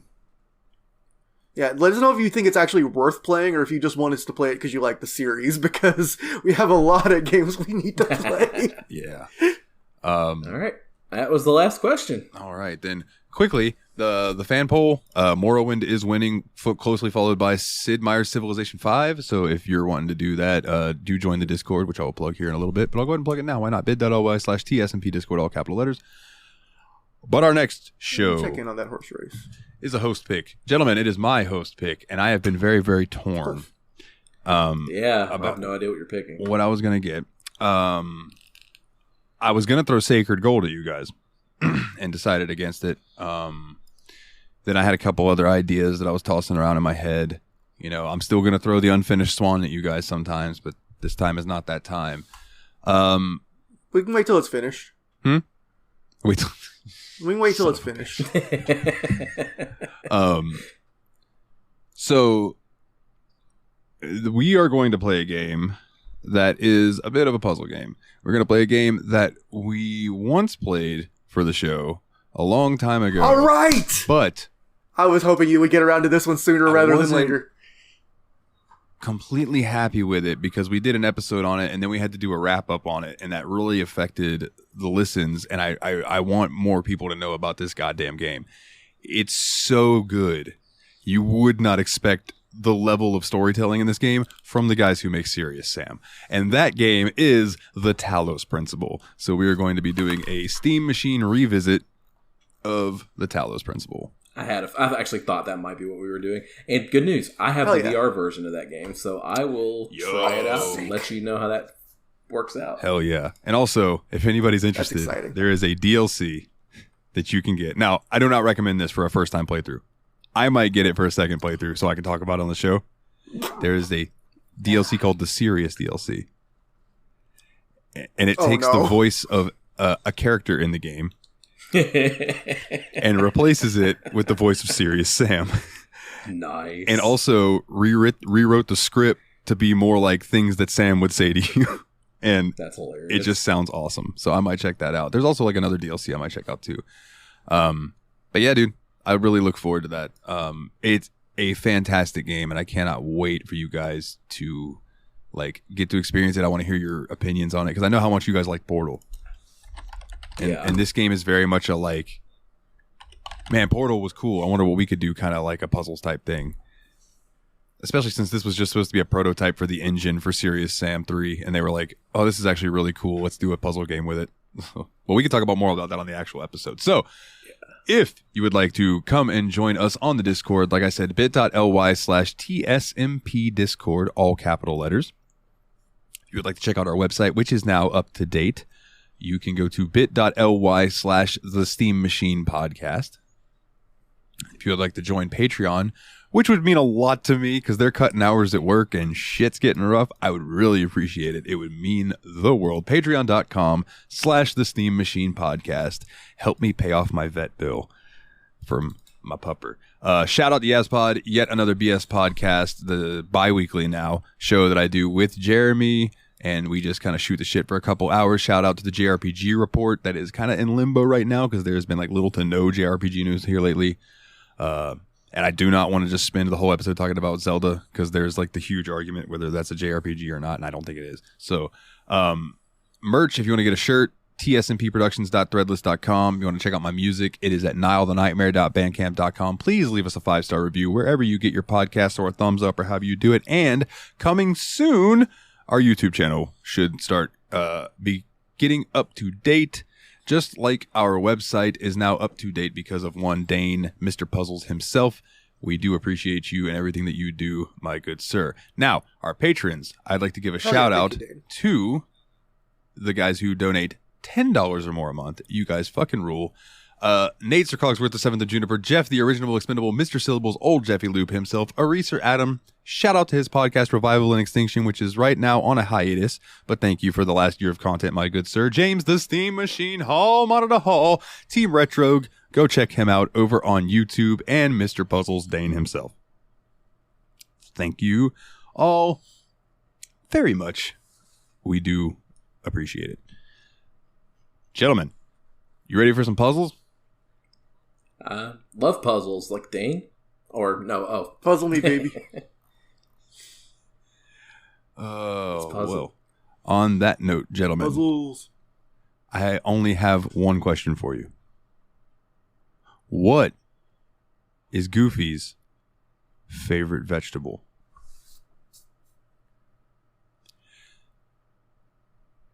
I'll tell you what it is. Okay. Squash!